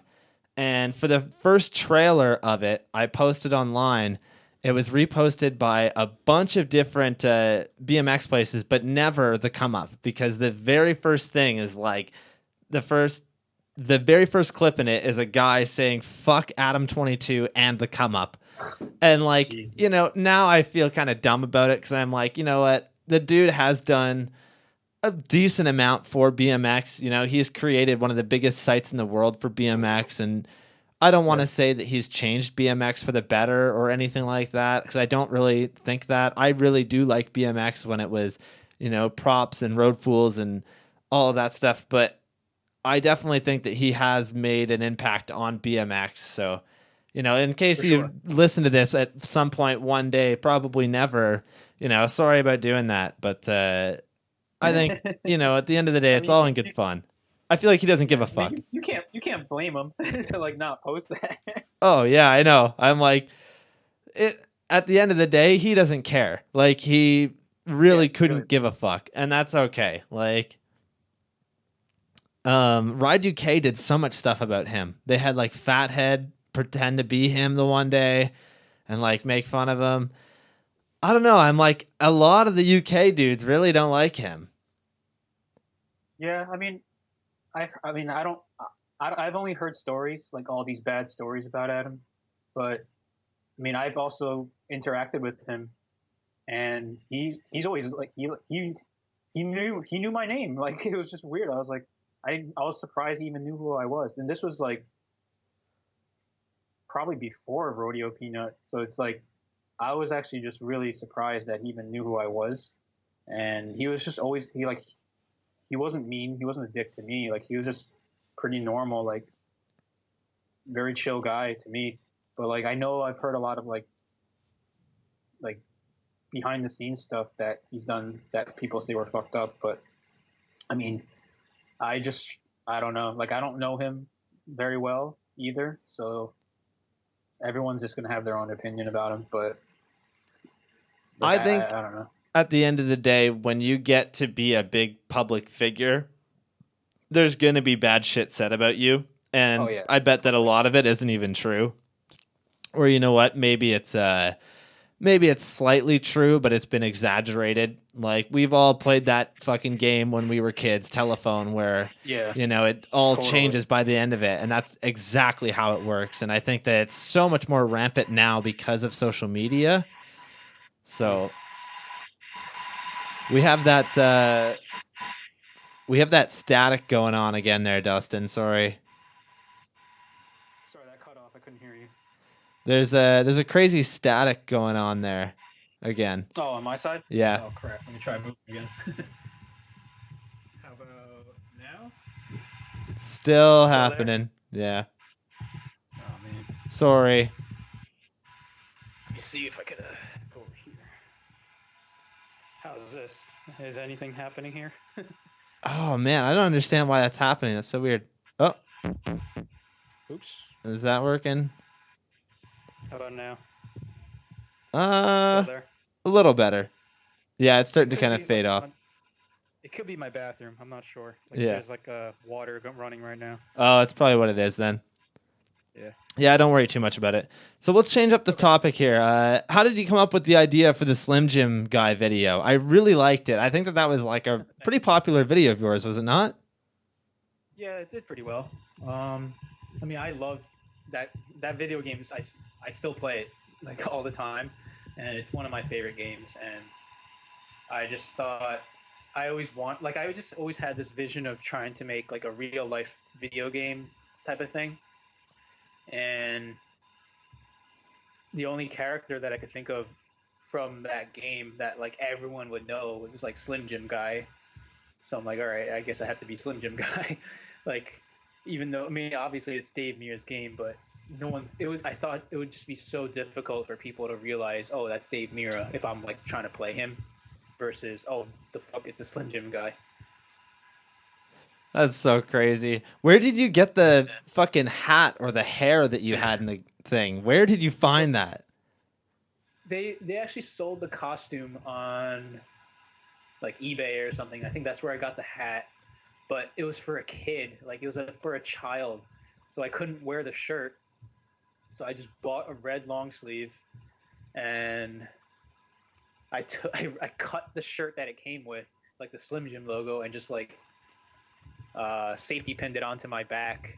And then I had to find a yellow overall somehow. I was like, where the fuck am I gonna find this? So I started like going to like these local stores in the area that sold like police, like security uniforms and like construction uniforms. Couldn't find it. Then I went to Harbor Freight and just like somehow saw it, like this perfect overall, yellow overall thing there. So I bought that. It was really cheap. And then yeah, just put it all together from scrap basically. Wow. It was such a cool idea, man. I think that was like, if you ever played that game, you like, I don't know. I think people would really enjoy it, you know? Yeah, for sure. And like, I've been talking with a friend of mine that like really is into like drone flying. Like he's really good at it. Yeah. And I wanted to do another one with that, like as like pretty much the drone angle. So it looks really like, but I saw someone do that recently, I think. I think on like one of those Red Bull riders. It was like I saw it on Instagram. It was fucking sick. Like there was like a crazy course, and he like had the angle right behind him the entire time. And I couldn't figure out how he did it. I'm assuming it was with a drone, just the way that it was maneuvering. Yeah, most likely. Who the rider was. That's crazy, man. All right, we're gonna be right back. Sorry, I kind of have to take a piss. I'm gonna be right back. I'm gonna play one song. Okay. I'll be back in like 2 minutes. Sorry about that. Cool. All right, we'll be right. Yeah. All right, we'll be right back in about 3 minutes. This is Catbite, As You Will.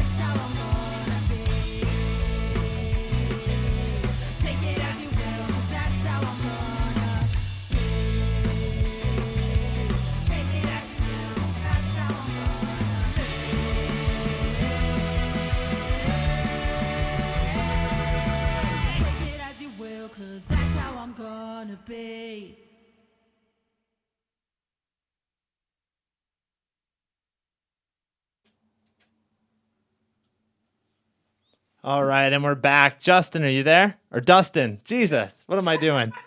Don't worry, I'm used to it. Oh man, that's so funny. See, it's a real life thing. It actually is. I was gonna ask where you got that name from because I know there was a meme on the internet a couple years ago where somebody would like post their name and be like, "It's Justin" or "It's Dustin, not Justin." So for me, it started off with like fast food places and Starbucks all the time because I would always say my name and then it would just come out butchered on the other end. Like it was either Justin, someone put Dusting, like Dusting. I'm like, what the fuck? Someone put Dustan.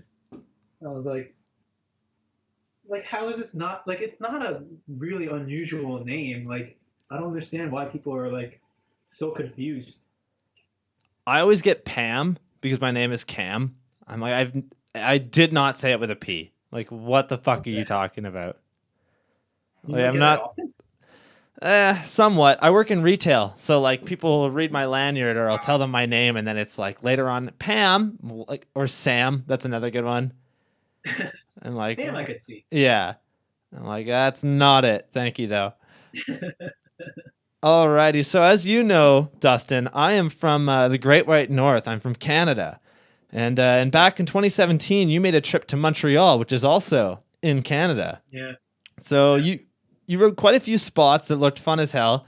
I was in Montreal actually in 2018. I've been there quite a few times, but only in 2018 for like BMX stuff. And I gotta say, you haven't seen anything yet, man. Like the spots are incredible. Like the video that you posted, it looks like it was all super local. But just tell us a little bit about the trip that you had. Um. So I have my friends from my Muay Thai gym. They went up there to run a half marathon, and not everyone was running in it. So I was like, okay, I'll go. But I wanted to like kind of just do it, like be on my own kind of thing, because I also just never haven't been to Canada ever. Um, so I drove by myself. I just wanted to see what the experience would be like. I stayed at a hostel, like near downtown, and yeah, like you said, like I pretty much stayed in like a maybe like 1 mile radius of the hostel, maybe like 2 mile radius or something like that, because like I just didn't know where anything was. Like I just decided to go and just see what I could find on my own, and that little area that I was in just had so many things that I was just like, what the fuck? Like this is a skate park, and that was definitely one of my like it was one of my favorite trips that I did by myself. Like I just it just made me feel like more confident, like doing things on my own, like just being out there, just trying something new, exploring stuff, like seeing like the unknown. Like I wasn't even sure like what it would be like crossing the border, like as far as how much of a hassle it would be in it. I mean, it wasn't a hassle at all. Like it was really smooth, luckily, but just all those little things that I was just kind of scared to do. Like it was just cool to like do it. It's crazy, man. Montreal is like one of the greatest place is like it's one of the greatest places in Canada, I'd say, for BMX and skating.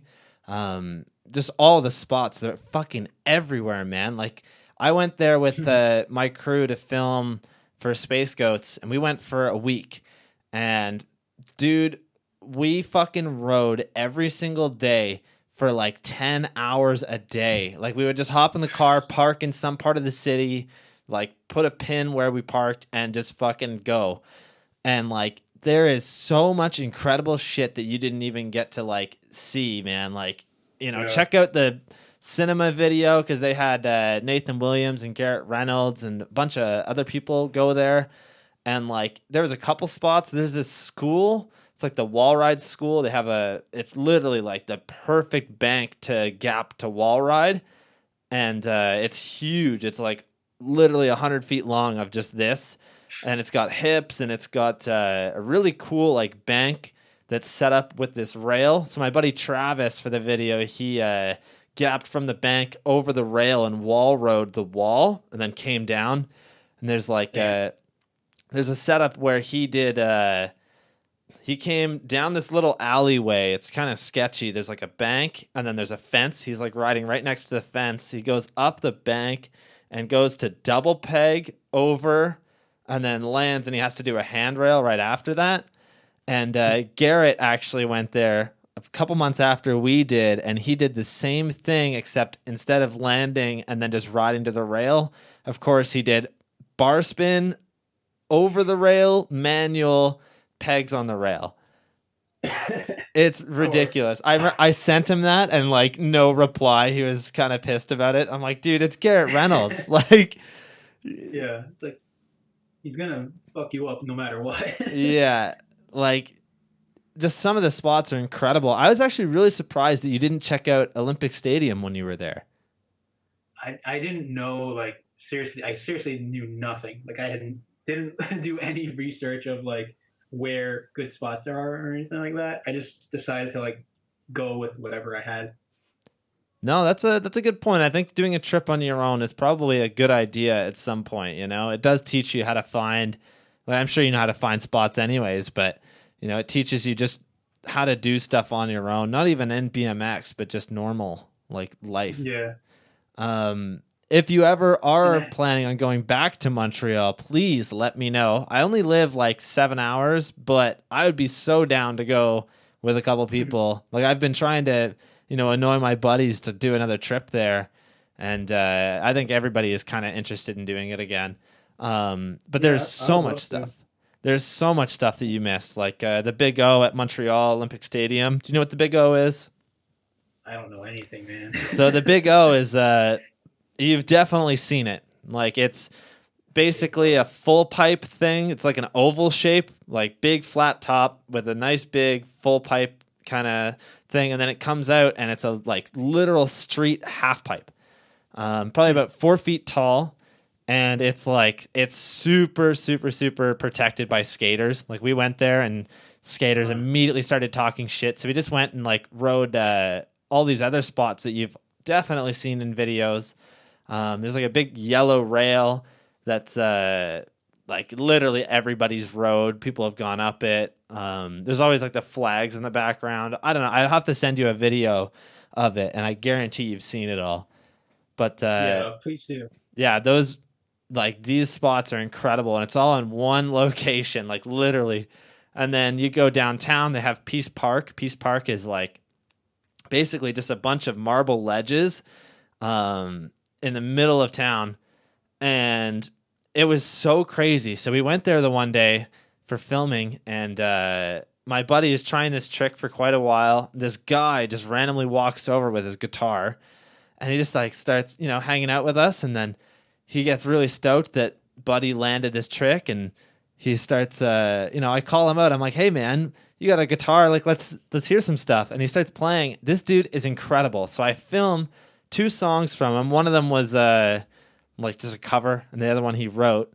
And both songs I actually used as my buddy Nathan, who's a skater. We had a skate part in our BMX DVD, by the way. I used both those songs for his video part, like switching back from him playing the guitar to Nathan doing the tricks, and then back and forth like that. And it was really cool. Like that dude, we got him so fucking drunk in the middle of Montreal, just downtown. We're like literally, we go into the 7-Eleven, come out, we have fucking like a bunch of beer because they sell, like, I don't know if you know this, but in Canada, the only places that you can buy beer at convenience stores is like Alberta and Montreal. Not Montreal, but Quebec. Yeah, so like in Ontario, I actually would have to go to a specific store to go and buy any alcohol. They do not sell it at like normal convenience stores or anything like that. So for us, it was a little strange. We go in and buy a bunch of beer, and we just start feeding this guy beer. And like literally within 3 hours after, because we just hung out at this spot for like 3 hours. Afterwards, this dude is just like stumbling away, like almost falling over. Like, Jesus, man, I hope this guy's going to be okay. It sucks because I don't know, like, we never even grabbed his name, didn't bother to like see if he had any social media or anything, but like, it's so crazy, man. It was like, that was the time of my life was in Montreal. They have so much cool shit. You could never get bored. Like, when we were there, I was like, we could have done another week and still not found like half of the stuff that they have there. Luckily, we did have like quite a few connects, so we got some of the best spots in Montreal. But yeah, you can't get bored there. Yeah, I'd like to go back. That'd be Get Ricky to since go. I barely saw anything. Yeah, I heard you guys talking about it, and I'm not sure when he's planning to, or even what city he's going to. But yeah, I'll talk to him and see what the deal is. Hell yeah, man. That'd be incredible. I don't know if you know this, but I'm from Kitchener, Ontario, and Kitchener was the city that Matt Hoffman landed the first 900 on a BMX bike. That's really weird. It's fucking crazy. I thought it was in like Oklahoma. Nope. It's in Kitchener at one of the universities, and there's actually there's a video on YouTube that I used to watch quite a bit, and I still like to kind of go back to it. It's called Primo: The Strange Crew. It had John Heaton and a couple other big names that are big now. So like Dakota Roche, Nathan Williams, a bunch of these guys that were like kind of smaller back then. And John Heaton actually grew up in Kitchener, so that's another guy. Kitchener has like such a big BMX scene, but anyways, this Strange Crew video, like 90% of it is filmed in Kitchener. So I gotta find that and show that to you. Pardon? That's in Ontario? Yep. Yeah, we're about an hour and a half from Joyride 150 in Markham/Toronto. Okay. Yeah. Anyways, I wanted to go back and talk a little bit about more trips that you did. So 2018, you took a trip to Colombia for a Merritt jam. It looked insane, dude. So just tell us, from day one to when you had to leave, because it looked crazy. Yeah, the BMX, or just the whole culture there is so different than here. Like, it was really weird. Like, we first got to the airport, Andres Ochoa, he lived like an hour away, and just the cab driver that took me was just, I was like, where the fuck am I going right now? Like, it was just, we're going through like so many mountains, and I just had no idea where we were going.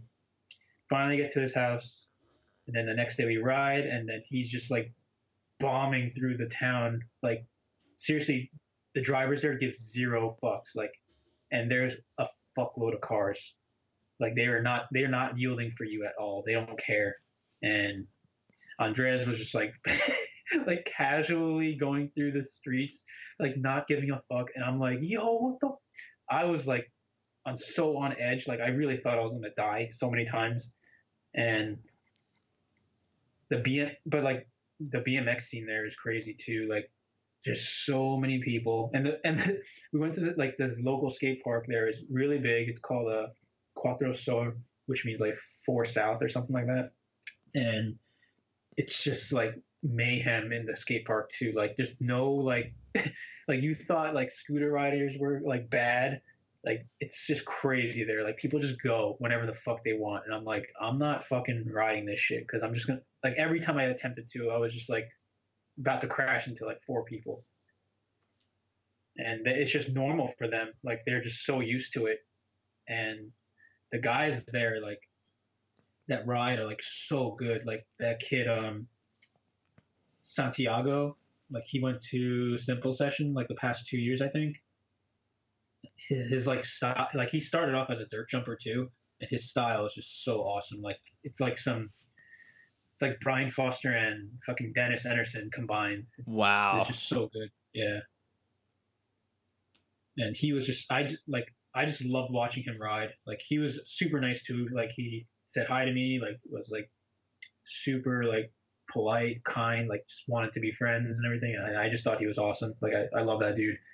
And his style is just amazing. Like, he would be doing these like 360 tables that look so fucking like sick. I was like, holy shit. Like, the style was awesome.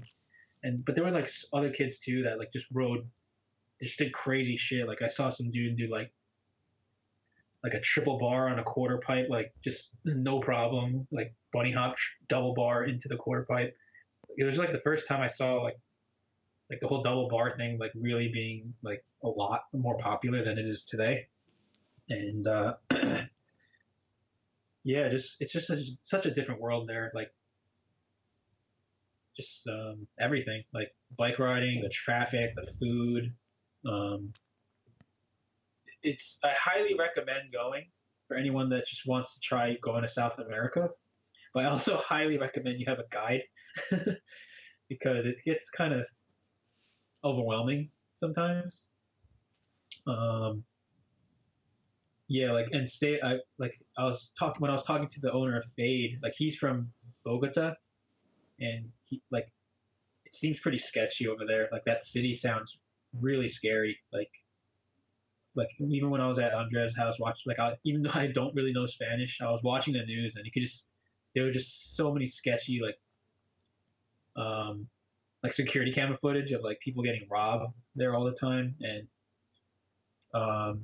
he was telling me a story about like when I forgot who visited Bogota. It was like someone from America though, with like camera. I think it was might have been a Walter Perringer. I'm not sure though, but basically like just got his shit jacked, like all his camera equipment jacked. Right, like some guy just came up to him with a gun was like, "Give me all your shit," and he's like, "Fuck," and then just got all his shit taken. That's so, like, fucking scary. Yeah, it's just like you gotta be really careful there. Like, it seems like it's not like the police organization is just not all there. Like they just kind of like don't give a fuck sometimes. So it's like, yeah, I highly recommend it. Just be very cautious. Yeah, that's very true. And I think you mentioned in your video that you don't know any Spanish, and I can relate to that because as a Canadian, I'm supposed to know French, but I actually don't know any fucking French. And Montreal is the most English-speaking city in Quebec, which Quebec is like pretty much completely French. Like if you were to go to Quebec City and you're trying to ask directions in English, they will not fucking help you. Like they just won't. They just will walk away. They'll be like, I don't understand English. Like fucking so rude, but I kind of Yeah, I knew like very, very little like that I remembered from high school Spanish, but like just like stupid little phrases like "Where's the bathroom?" Yeah. All right. So in Colombia, that I think it was Andreas did the ice bar on that huge ledge. Yeah, That looked fucking insane. That park yeah, was incredible. I couldn't even like double peg that entire ledge. It's like it definitely didn't look like the video didn't do it justice at all. Like that park is really hard to ride. Like everything's bigger than it looks, and like I said, like it's just mayhem in there. Like even getting a turn to go, like you have to be like super On your not feet. give a fuck and yeah, like not on your feet, confident, like just know what you're doing and pretty much also expect someone to run into you. Like I saw that a bunch of times where like people got hit really gnarly, like really fucking hard, and I was like, "Fuck that." I'll just sit here and drink my beer. Yeah. Was there any like skate versus BMX hate that was going down there or not really? Because like here it happens sometimes, not very often, but it does happen. I just feel like that park, like it would happen a lot because it did look like a very skate oriented park. There were so many skaters. There was only like you guys on bikes from what it looked like in the video. Yeah, like the skate, like there's like the part that we rode was, I guess you could call it the big section, but there was like the other side. There's a smaller section on the other side. That's where all the skaters were at. I didn't even bother going there because I just knew that it was just worse. It was like twice as many skaters over there than the bike riders on our side. Right. And I'm like I'm definitely gonna get my spokes all broken just from them like the boards flying and shit like that. Yeah. So I didn't even bother going over there. But as far as like no, there was some skaters there that were actually really chill. So but I couldn't tell because like I didn't understand what they were saying. So like I couldn't really tell if there was like any like so like quote unquote like beef between bikes and skaters or at all. I wasn't really sure. I always think that's like the stupidest thing to me is like the beef between skaters and BMXers, just because like, dude, it doesn't fucking matter. Like, Earlier this year we had a pretty big one with Steve Caballero trying to say that bikes can't do half cabs. And like, to me, it's just really dumb because I'm like, well, first off, Steve Caballero didn't actually invent the half cab. He invented the full cab, and then somebody started doing half cabs and calling it the half cab. So Interesting. Little knowledge there. He didn't even invent the trick. But at the same time, I was always like confused by that because I remember when I first saw the Vans, the shoes called the half cab, and I was like, "What the hell is that?" And I didn't know what that meant. And then, like, just knowing the trick, it's like, why is it a half cab? Why isn't it just called a cab? So I never understood that, but that makes sense that since he a cab is cab. A cab is technically the full cab, but I always when I heard that, my dad's a skater as well. And, I discussed this with him and he was kind of like, at some point you have to give it up. Like it's become known by everybody. Like everybody uses that terminology and, you should just accept the fact that that's what it's called and not be so fucking salty about it. Cause like at the end of the day, we're still referencing you, I know that like a lot of people don't even know who he is. But for the people that do, like myself, like, and I'm sure you do, but like, it's. Did you understand his argument at all? Like, I didn't understand it. Even when I heard him say it, I was like, "What do you mean? It's a half bunny hop? Like, I don't understand what the logic of what he was saying." His argument is, I gotta say, really fucking stupid. His argument is because BMX bikes they can't do an ollie. BMX bikes can only do. Because an ollie with a skateboard, your tail hits the ground and then you pop, right? On a BMX bike, you don't have a tail on your skateboard. So you pull the front end up and do a bunny hop. That's his argument. That's a pretty bad argument. That's pretty fucking stupid. I just assumed that an ollie was basically a bunny hop, like pretty much getting both like the entire board and wheels off the ground. Like I didn't think having to hit the tail was like. I think it kind of goes back to like vert skating because when vert skating was a thing, the ollie was like something that you did off the coping to kind of get more height, right? So I think that's kind of where it comes from. But at the same time, I think it's really stupid because it's evolved, just like everything. Like, look around, things change. And I think that he's just kind of salty about it. And it's really stupid because, it doesn't really matter. At the end of the day, just be happy that people are still referring to it as that. You know what I mean? Like, because realistically, if people wanted to change it, we could, but there's no point because who gives a fuck? It's been called a half cab for the last, 30 years on a BMX bike. And even 20 years ago, he was like writing into magazines trying to get them to change the name of it to something else.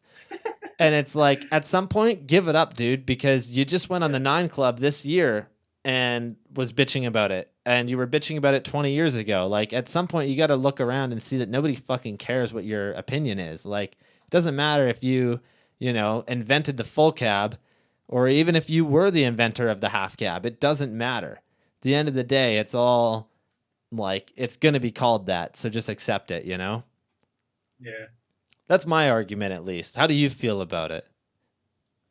I agree. Like it's stupid. Like it's a stupid argument, but it's just like why? I don't know. It's like trying to make scooter kids trying to make them. Oh, you can't call it a tail whip because it's not a bike. Like it's just stupid. It's literally that argument, which is hilarious. Yeah, it's stupid. It's like who cares? Like my argument is.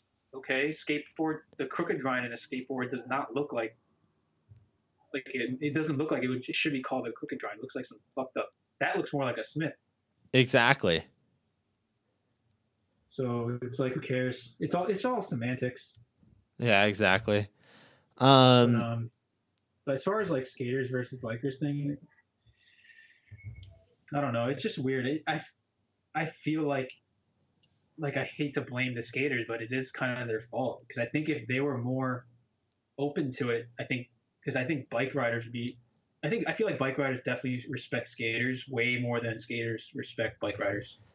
Dude, I've grew And up watching skate videos. You know what I mean? Like a lot of my friends love skate videos. Like, you know, when I was looking for inspiration for my videos, I'd watch skate videos and BMX videos. I think that, you know, if everybody took a little bit of time to look around and see what other people are doing, maybe it would kind of help because, you know, I worked at a skate park for about 9 months and this park was pretty much completely funded by scooter riders. And myself personally, I don't care. Like, I get it, man. Scooters suck because they're fucking young little kids that end up coming here. But when you start to see kids that are like, you know, 15, 16 years old that are doing double backflips over a box jump on a scooter, you gotta kind of give them respect for that. Like, you know, I definitely feel like it's kind of a lame thing to do because a lot of it is easy. But when you start getting into the stuff that these kids are doing, it's not that easy anymore, you know? That's just my thought on it. It kind of relates to that. I feel like that's the only way that BMX riders would relate to this because I don't know. I just feel like most people that ride BMX also enjoy skateboarding. yeah, I think so too. I mean, I personally don't, just because like I don't know what they're doing. Like every trick looks exactly the same to me, so I have a hard time watching skate stuff unless it's like something really crazy, like when they jump. Like I remember that one clip. I don't know who it was where he just jumped some crazy gap out of like a motel into the parking lot. Oh, I can't remember the name. I've seen it though. Yeah, I think like it went viral like on Instagram or something. Yeah, I definitely think Yeah, like that's the only stuff that I really enjoy because I know how crazy it is. Because you basically just jump down fucking 3 stories to your feet. well, you've seen clips of Jaws for sure then. Like, you know, the skater Jaws maybe. Jaws. Do I'm you? not sure. This guy is like he fucking does the biggest gaps on a skateboard. Like any huge gap, it's definitely this dude for the most part. Like that's all he does is like huge roof drops. He gapped like from the top of this it might be the clip that you're talking about from the motel where it's like second story, set of stairs, flat rail, parking lot. He Yeah, fucking yeah, that yeah, was probably him. He that like shit's crazy. when he landed, his fucking wheel exploded and went off of his truck. I'm like, that's Yeah, yeah, insane. Yeah, I don't know. I just to jump back on this, I feel like people really need to just start to understand that it's slightly different, but it's all for the same reason at the end of the day. You know what I mean? Like yeah. I put a full length skater like part in my BMX video because I have that much respect for skateboarding. I think that it's definitely like needed and that without BMX wouldn't be the same. But I think That's that pretty they cool. need to start looking at it the same way. You know what I mean? That they instead of being so mad about it, that Yeah, you know they helped create a scene like BMX. exactly. Like I think if they just met us like halfway, like just give more respect to like the bikes, I think it would be everything would be solved pretty much. My thing is I've never actually gone to a skate park and had a biker come up to a skater and say you can't ride here because your trucks are going to wreck our ledge or our bowl Yeah, coping. Like exactly. every fucking like there's a park in Toronto um it's called Vanderhoof. It's a bowl, like a nice big bowl, and the skaters Hmm. love that park. I went there with a couple of my buddies years ago, and like literally the second we pulled the bikes out of the car, they're like, "No bikes, fuck you!" And like every single time we're trying to drop in, they would drop in and snake us. So then I just stopped caring because I wear a full face after knocking my teeth out so many times. So I just stopped caring. I just started riding while they're in there. Like, you know what? At the end of the day, a bike I'm probably gonna make it out okay. Like you on a skateboard, I'm most likely like I'm ready to fucking check you if anything happens. Like, you know what I mean? Yeah, I don't know, but that's my 2 cents on that. I just wish that people could just get along because it's really stupid, and I think that it's so yeah, dumb, especially in like I hate to use this phrase, but in 2019, like, come on, fucking who cares? for real. Yeah, Like, it doesn't matter. I Um, think podcasts and stuff like that will probably start changing things. The way we're just talking about it right now, like That's a good I mean, point. obviously they're talking about it on the what's that one called? The Nine Nine, Club. whatever it is. Yeah, Yeah. they had Dakota Roche on there because one of the Yeah. hosts on there was talking shit, and like it's so funny because this like skinny tiny little guy is like talking so much shit about BMX, and then Dakota Roche comes in, and this dude's fucking forearms are the size of people's thighs. Like, so yeah, we're gonna arm wrestle after this at the back, and the fucking dude's like, no. But like even that, like, you know, I saw that one and they were really stoked on the stuff that he was doing. But it's like it's Dakota Roche. How can you not be stoked on what he's doing? Yeah. But sorry, just to jump back onto the Columbia BMX scene. So the scene is clearly alive and well there. There was a dude that did a bar spin from a quarter over top of like a set of stairs with a ledge and a rail and landed on the steepest, sketchiest fucking bank in the world. It might as well have been like a pocket bar gap onto a wall. You know what I mean? Fuck, I'm trying to think. I don't remember the clip. It was at the end of the Merritt Jam video that you posted on your YouTube. What did he do again? He did a bar spin gap from a quarter pipe over a set of stairs with a rail onto like a bank. Do you know what I'm talking about? Fuck, my mind's drawing a blank. That's okay. I never watch my stuff. That's fair. I'm the same way, man. Like even with my last video, you know what? Like I spent so much time doing it, but I can't remember half the shit that was in it. Like once you put it up, it's kind of out of your mind, you know? Yeah. Definitely go back and look at that video because that video was fucking crazy. At the end of that video, though, I don't know if you'll remember this, there was a kid who smacked his head. It wasn't on film, but the last clip in the video was this kid like putting a rag on his head. He's fucking bleeding everywhere. I was gonna ask if you knew anything about that. What happened there? Man, I don't remember exactly. I just remember him. I think he just crashed. Like it was just like he just fell doing something. I forgot what he was doing. I don't remember. That's okay. But the kids out there, it's crazy because like they're not getting paid. Like they're not. A lot of them aren't sponsored or like they're getting helped a little bit, but like it's weird. Like I don't even remember seeing them any of them going to work or anything like that. So I'm not sure how they get by. Wow, that's actually kind of crazy, eh? Yeah, it's like I mean, I'm not even sure what Andres does. Like to be honest, I never asked because I just didn't want to like pry into it. But like when we were there, like he didn't like he was just pretty much being my tour guide the entire time, and like I think some of the kids worked at the local bike shop maybe, but yeah, like we would go to the skate park and people would be there like during the middle of the day. And I'm like, wait a minute, what day is it? That's awesome. Yeah, around here, dude, like you go to the skate park at noon on a Tuesday, you're gonna not see anybody for fucking hours. Like, Yeah. if anything, it's like. But back to my point though was like just the fact that they're so good. There's a lot of them are so good, and it's like they're doing some really crazy shit, and it's like they're not getting paid. Like they're just doing it for the hell of it, and I'm just like, wow, that was crazy. Like the shit that they're doing. Like some of them were like really like putting your ass on the line. I was like, what the fuck? Like.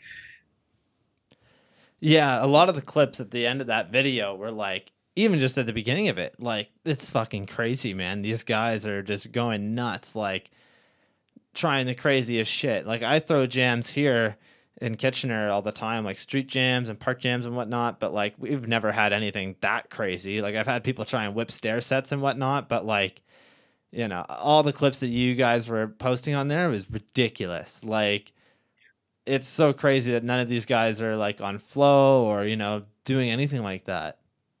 Yeah, just random kids. I wish like they could somehow come here. Like I think they would have much bigger success or at least like the opportunities of anything like if they came here. But I know I also understand it's really tough. Like, but Yeah, it's kind of unfortunate. It's just there's just so much talent out there that people don't even know about. Well, I wonder if like Instagram or anything like that would change that. You know, I don't know how often these Yeah, like people are posting, but I don't know. I see a lot of clips from like, you know, it sucks, but I wish that like BMX, like, you know, Ride BMX, which I guess is just our BMX now, and like all these other BMX pages would start posting stuff from just random people because they do like once in a while, but like, I don't know. I feel like it's always the same clips. Like I end up seeing the clip twice because I follow that person already, you know? yeah. That's what I mean. I've been unfollowing a lot of people just because of that. Like my entire feed is like the same 4 clips in a row, and I'm just like, all right, I think it's time to unfollow some people. Like, no Yeah. offense to you guys, it's just like I already saw it. Like, and there's someone else is like, your sponsor's gonna post it too, so it's like, I just don't need to see it twice or 4 times. Yeah, that's true. But one person with original, you know, Instagram comment is definitely Montana Ricky. He's got some of that crazy original content on Instagram. Dude, I was talking Yeah, to for him. sure. I was talking to him about all the fucking scooter fail videos that he gets. I'm like, Yeah, I don't understand how you're getting so many of these. It's just ridiculous at some point. yeah. I I have a hard time watching them sometimes. Oh man, they're fucking crazy. Like I don't get it. Yeah, it's Oh. bad. Yeah. Some of them get real bad. Well, he was saying that like half of them he can't even post because they're that bad. I'm like, oof, that's fucking Jesus. bad. There was a, Yeah. I don't know if you ever watched the show Tosh.0 at all, but there's a clip of this Oh, kid doing a bar spin down a stair set on a scooter and like huge stair set, like probably 15 stair. And like, of course, the second that he lands, the fucking front end on the scooter just snaps, and there's no like. I've been in that situation. You can't put your hands down. You're not thinking. Like, literally, yeah. just fucking boom right to his face, Ugh. and like, oh, that's so bad. I'm like, Yeah. that's ridiculous. Some of that, like, some of the scooter bails are ridiculous. That's all I can say. I don't know. I don't know why people like watching that stuff. I And then really don't like the ones that Ricky posts are typically pretty good because they're not like crazy graphic or yeah, anything. But yeah, but yeah, like the one that you're describing, like that it's on Tosh.0, they're probably like, I don't know, they find it entertaining. And I'm yeah, just like, ugh, I can't watch that shit, man. it's ridiculous, man. Oh man. So right before I was about to go live, I saw that you did a video with Casey Neistat. I was gonna watch it, but we were already running late. So can you tell me just what happened basically in that It, video? it's basically just a clickbait title. Like I didn't really do anything with him. Um, I was we're like I was helping Billy Perry that day. Um, like pretty much film for his clothing brand, like just film like pretty much biking clips for him, or like carry some shit around, just helping him out. And I was at it's a part in Brooklyn called Dumbo, and I was just waiting for Billy to show up, and I just saw Casey like fly by on his um, boosted board.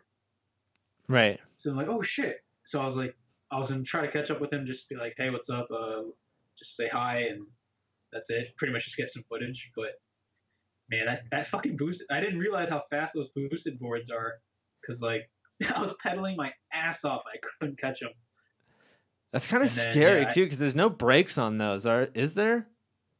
I think it's like it's not really brakes. It's almost like decel. It's like anti decelerating. I think like it kind of like Okay. forces it the other direction, kind of to slow down, which is kind of like brakes. But I think that's how it works. Yeah. But then yeah, I finally caught up with him, and I just said, hey, and I started getting all nervous and starstruck, so I didn't even like pull out my camera or anything, and I just said hi, what's up, and then he's like, hey, what's up, and then I just said something like, oh, love your channel, blah blah blah, and then he's like, oh, thanks, and then just left, and he was just out, and I was like, that was pretty much it. Like like that was probably one of my videos that got like the most dislikes.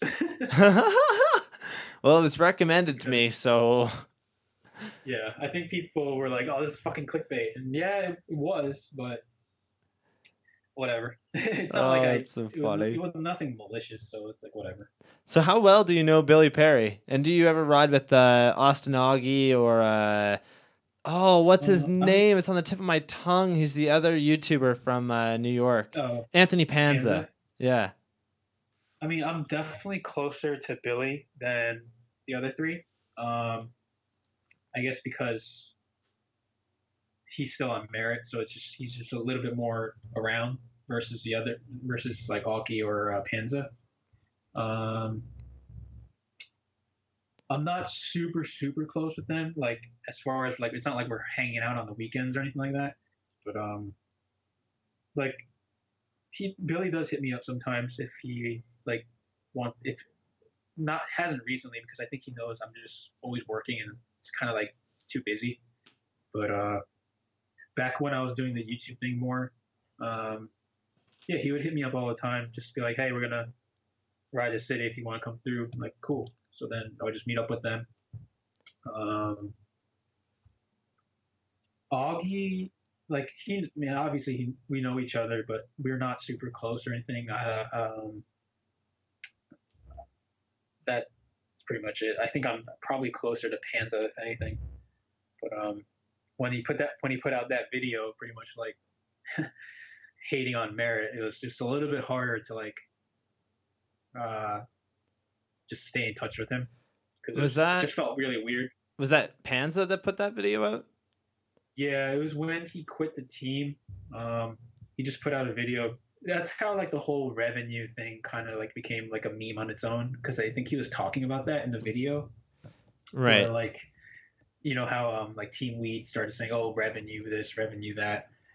Yeah. I think it was based off that video because he was saying it a lot in it. But yeah, pretty much just like he was kind of talking shit on Merritt, and it just kind of like left like a very awkward, uncomfortable feeling in my head.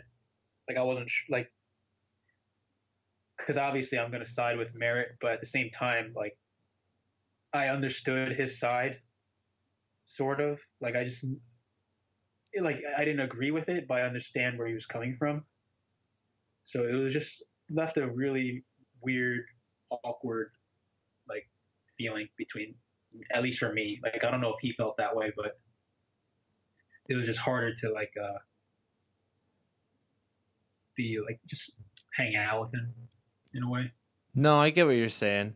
That's kind of I mean, I don't really know much about the situation, but it's kind of really shitty of him to do that, especially because he was riding for Merritt for quite a while, was he not? Yeah, I think pretty much the same amount of time as like Billy has or was at the time. Yeah, I don't know. I feel like that's just kind of shitty to do that. Like, Yeah, who but I knows also though? get it. He was really young, and you Yeah, know, we've all been there. Like we just act on emotions, and we're just young and just whatever. Like we don't really think things through. I mean, look at me. I did the same thing. no, of course. And so like I do like I have compassion, but it is also hard just because like I don't know. I think he's still young, and I think he has a lot of just experience to go through still. That's a good point. Yeah, that dude's always fucking crazy. He's posting like ridiculous videos all the time of like him riding dirt bikes at the skate park, him fucking destroying $80 bikes and bringing them back to Walmart. I don't know. To me, that kind of stuff's kind of lame. That's just my thought on Yeah, it, though. no, I get it. Like, I mean, that's just how he is creatively, I guess. Like, I'm not into it personally, but I understand. Like, Hey, I mean, other people just are into it. A lot of other people are, yeah, apparently. yeah. I mean, just because like we're like I'm not doesn't mean like other people won't be. So it's Oh, like, of hey, course. you do you. No, I get that. Alrighty. So how you feeling, man? It's been close to 2 hours and 40 minutes. I did not expect it to go that long, to be honest. That's crazy, eh? And not like it's been long. Just like, wow, that went really fast. Well, thank you. I'm trying to make sure that my show is like easy for people that are on it to come and talk and just go for as long as they feel, you know? Like Ricky did fucking 5 hours, so but that guy can talk forever. Like I just ran out of stuff. Like I had made so many notes on here and like I probably could have done more research and he probably just would have kept going and going and going, but like yeah, it was such a good conversation with him, and as well as you, man. Like so far, it's been really good. All the stuff that I have on here is pretty much done, which is crazy. Awesome. Hell yeah! Alrighty, how you feeling though? Do you want to keep going a little bit more? Or are you ready to call her quits soon? Doesn't matter. Like I just want to. Just nice to. If you have anything else for me, like I'm glad to answer. Oh, for sure. I really don't have too much. Something that I do like to ask every person though is, would you be able to name off a few riders that you think are underrated or deserve more credit? Underrated. I'm always so bad of like thinking off the top of my head. No, that's okay. So if you have any examples, it might help me like figure things out. I don't know. Just like, you know, I've had people in the past basically say like local kids that they know that they've rode with or anybody like that. Just somebody that you want to shout out, you know? I mean, I know we already talked about it, but I think people, I mean, I know he's not, but I think Began is a little underrated. Like people think he just does the same shit all the time or like little jibby stuff or whatever. But I mean, I've seen him do some really big things and I was like really surprised. I bet that it's a lot different to actually ride with Began in person. You know what I mean? Because like, you know, a lot of the people that don't like him are really dialed. Yeah. You know, I feel like people only see the makes a lot of the time, but I bet that he's like, from what it looks like, he's pretty consistent on his bike, you know? Yeah, for sure. Like, it's rare that I see him take a long time to do something. Did you ever meet the kid that tried to half cab El Toro after him? That vlog kid? I don't know who he was. Tyson? Yeah. I think his name is. Yeah, I've met him a couple times, even before he did that. Because yeah, he's like he's in the city, I think, or like somewhere in New York. I forget where. But yeah, I've met him a couple times. Yeah, Ricky was saying that kid was gonna like he came up to him and told him that he was gonna try it, and he's like, "Okay, dude." And then like a month later, he's looking at it, he's like, "Holy shit, I met this guy." Yeah, I remember like I think I like was riding with him in the city maybe a couple months before he went to California. He didn't mention it like as far as half cabbing, and when I saw that footage, I was like, "What? Like no way." Even just to like jump down El Toro is ridiculous. Yeah, fuck that. Yeah. We have like a 16 stair like that I gapped a few years ago for the first video. I did it in like the middle of the night. My frame had already had a crack that went halfway around the bottom tube of it. And like I convinced myself that I just needed to land in a manual because if you don't put the front end down, then it's not going to like do anything to it. So I like landed, like I went as fast as I fucking could, like literally Sean Burns speed at this 16 stair. Went as fast as I could, gapped it, and like literally landed in manual, rode for 10 feet, and then set it down. But still, like, you know, I went and I looked at it and like, it's definitely fucked way more now. Like, I should not have done that. In my mind, I'm like, I cannot believe that I was that fucking stupid to try that. What is like? I'm over the whole gap part, like the gap stuff in my life. I don't do that anymore. No, that's fair. What is what's like the craziest thing you think you've ever had to do on your bike or that you've done on your bike? It's kind of hard to think of off the top of your head, eh? Like, yeah, it's really hard for me to compare the different things because, like, I don't know if you've ever seen anything that I've done, but like, it's typically like bigger stuff. I like big gaps. I like the one and done kind of things. I'm really not Yeah. that patient when it comes to like little tricks. Even in my last video, like there was this clip where I was trying to do just a bump to Smith on this like ledge with a weird bank thing before it that was kind of weird. It was really dumb, and like it took me so fucking long to do, and that's why I can't stand these like small tricks for myself at least. I feel you. For me, there was this one time I did I posted it a while ago. I'll probably post it again this week because I forgot to. But it was a half cab to toothpick stall on this like ghetto pool that was mostly like a bank to ledge, and somehow I did it like in 2 tries, and it was like the steepest toothpick stall I ever did in my entire life, and somehow just like held it for like a good second or two, Wow, and just went to fakie. Like it was just such a like holy shit feeling to me. that's crazy. Toothpicks scare the fuck out of me. I've always wanted to be able to do like good toothpick grinds. I was pretty decent at tooth hangovers. That one's not that bad, but I'm already like goofy footed for grinds.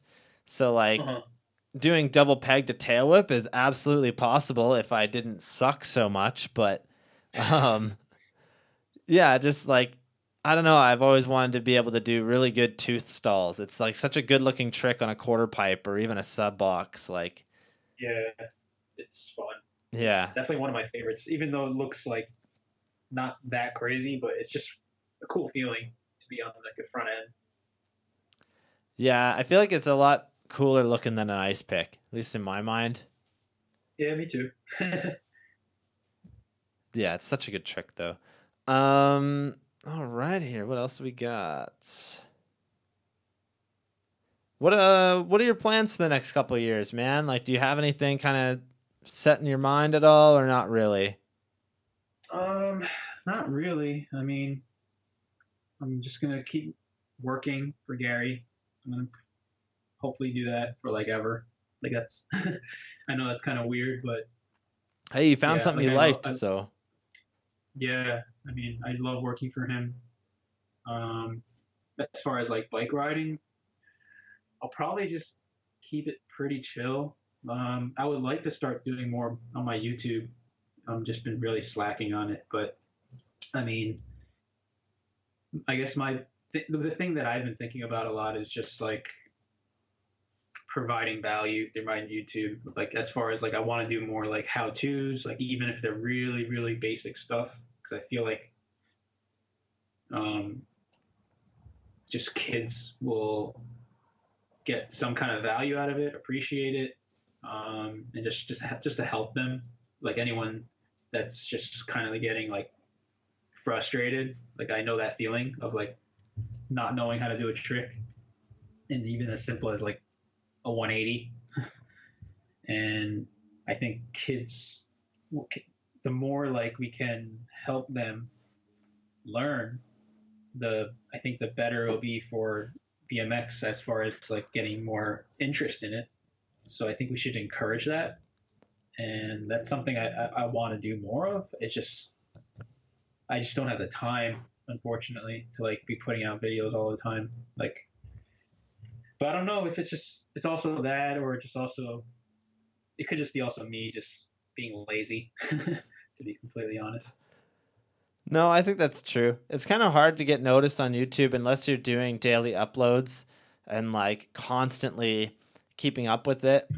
You know, like Scotty does he does pretty much daily videos like 5 days a week, and this week he took the week off cuz I think him and his wife were going to do something, but that's like the only vlog person I really watch is Scotty just because I love the stuff that he does. It's always different. Like it's kind of crazy to see the transformation because I followed him since day one. Like the very first vlog that he watched or posted, I watched it the day of.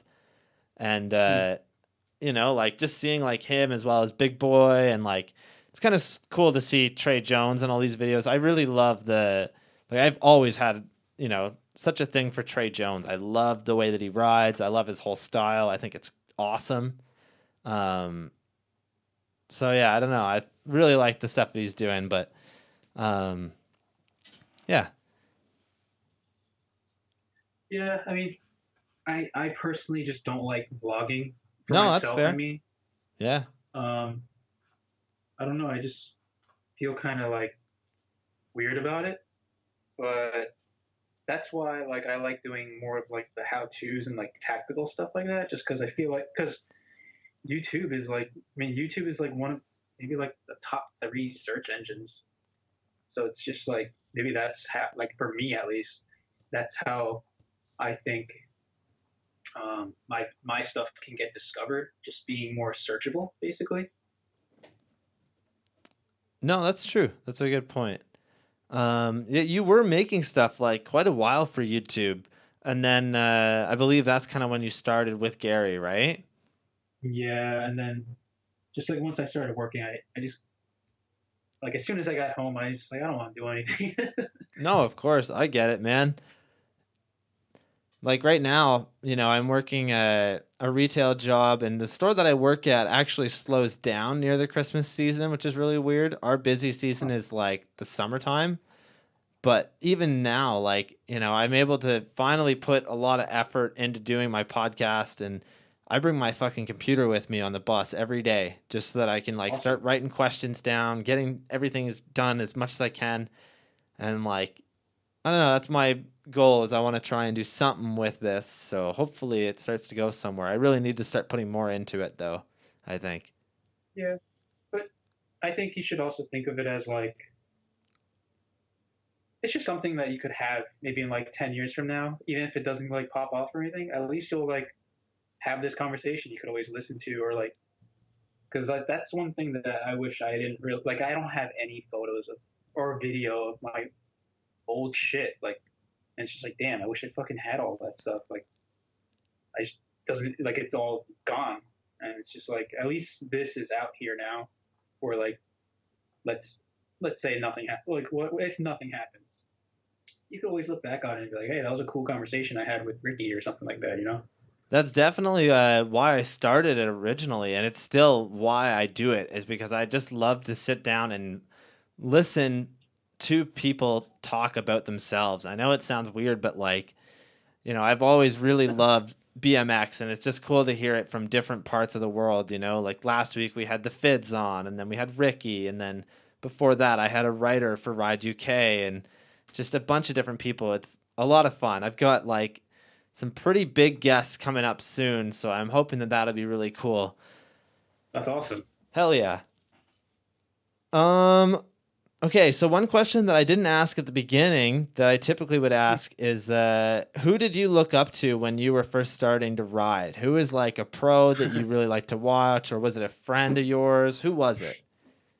I mean, the first ones that come to mind is like Taj Mihelich and Joe Rich. Like, they were pretty much like the big icons from for at least when I started riding. Like, pretty much, I think because my first video that I ever actually watched was like a demo tape from Woodward. They would send I guess like these demo tapes out for free, and they're like whoever I don't know who edited it, but most of the footage on there was like Joe Rich and Taj, and I guess like Dave Mira. But I just liked how Joe Rich and Taj rode, like as far as their style was just so much more like appealing to me. So yeah, I think even though I ride nothing like them, either of them, but it was just they were definitely the first ones I loved watching. No, that's really true.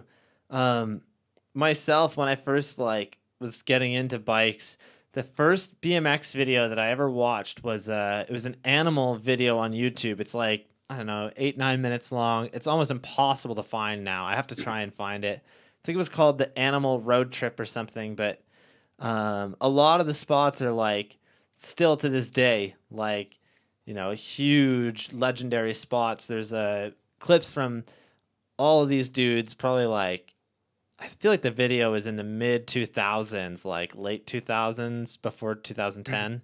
Um, Mm-hmm. but all of it was like that's what really got me into riding. And one day I will definitely make the trip to New York because that is kind of like where Animal is. You know what I mean? Yeah, for sure. I mean, well, you got to come to New Jersey. Oh, of course. That's where it really is.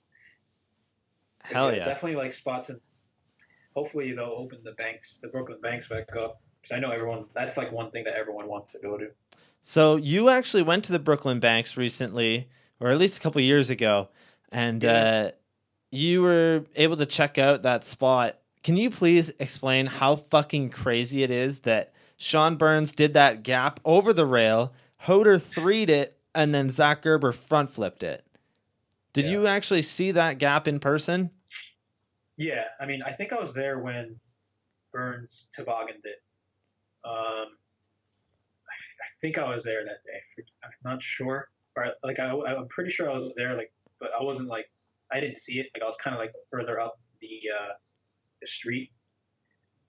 It's a pretty crazy gap. It's mostly the runway that's terrible because like you have to make a really sharp left turn and then go for it.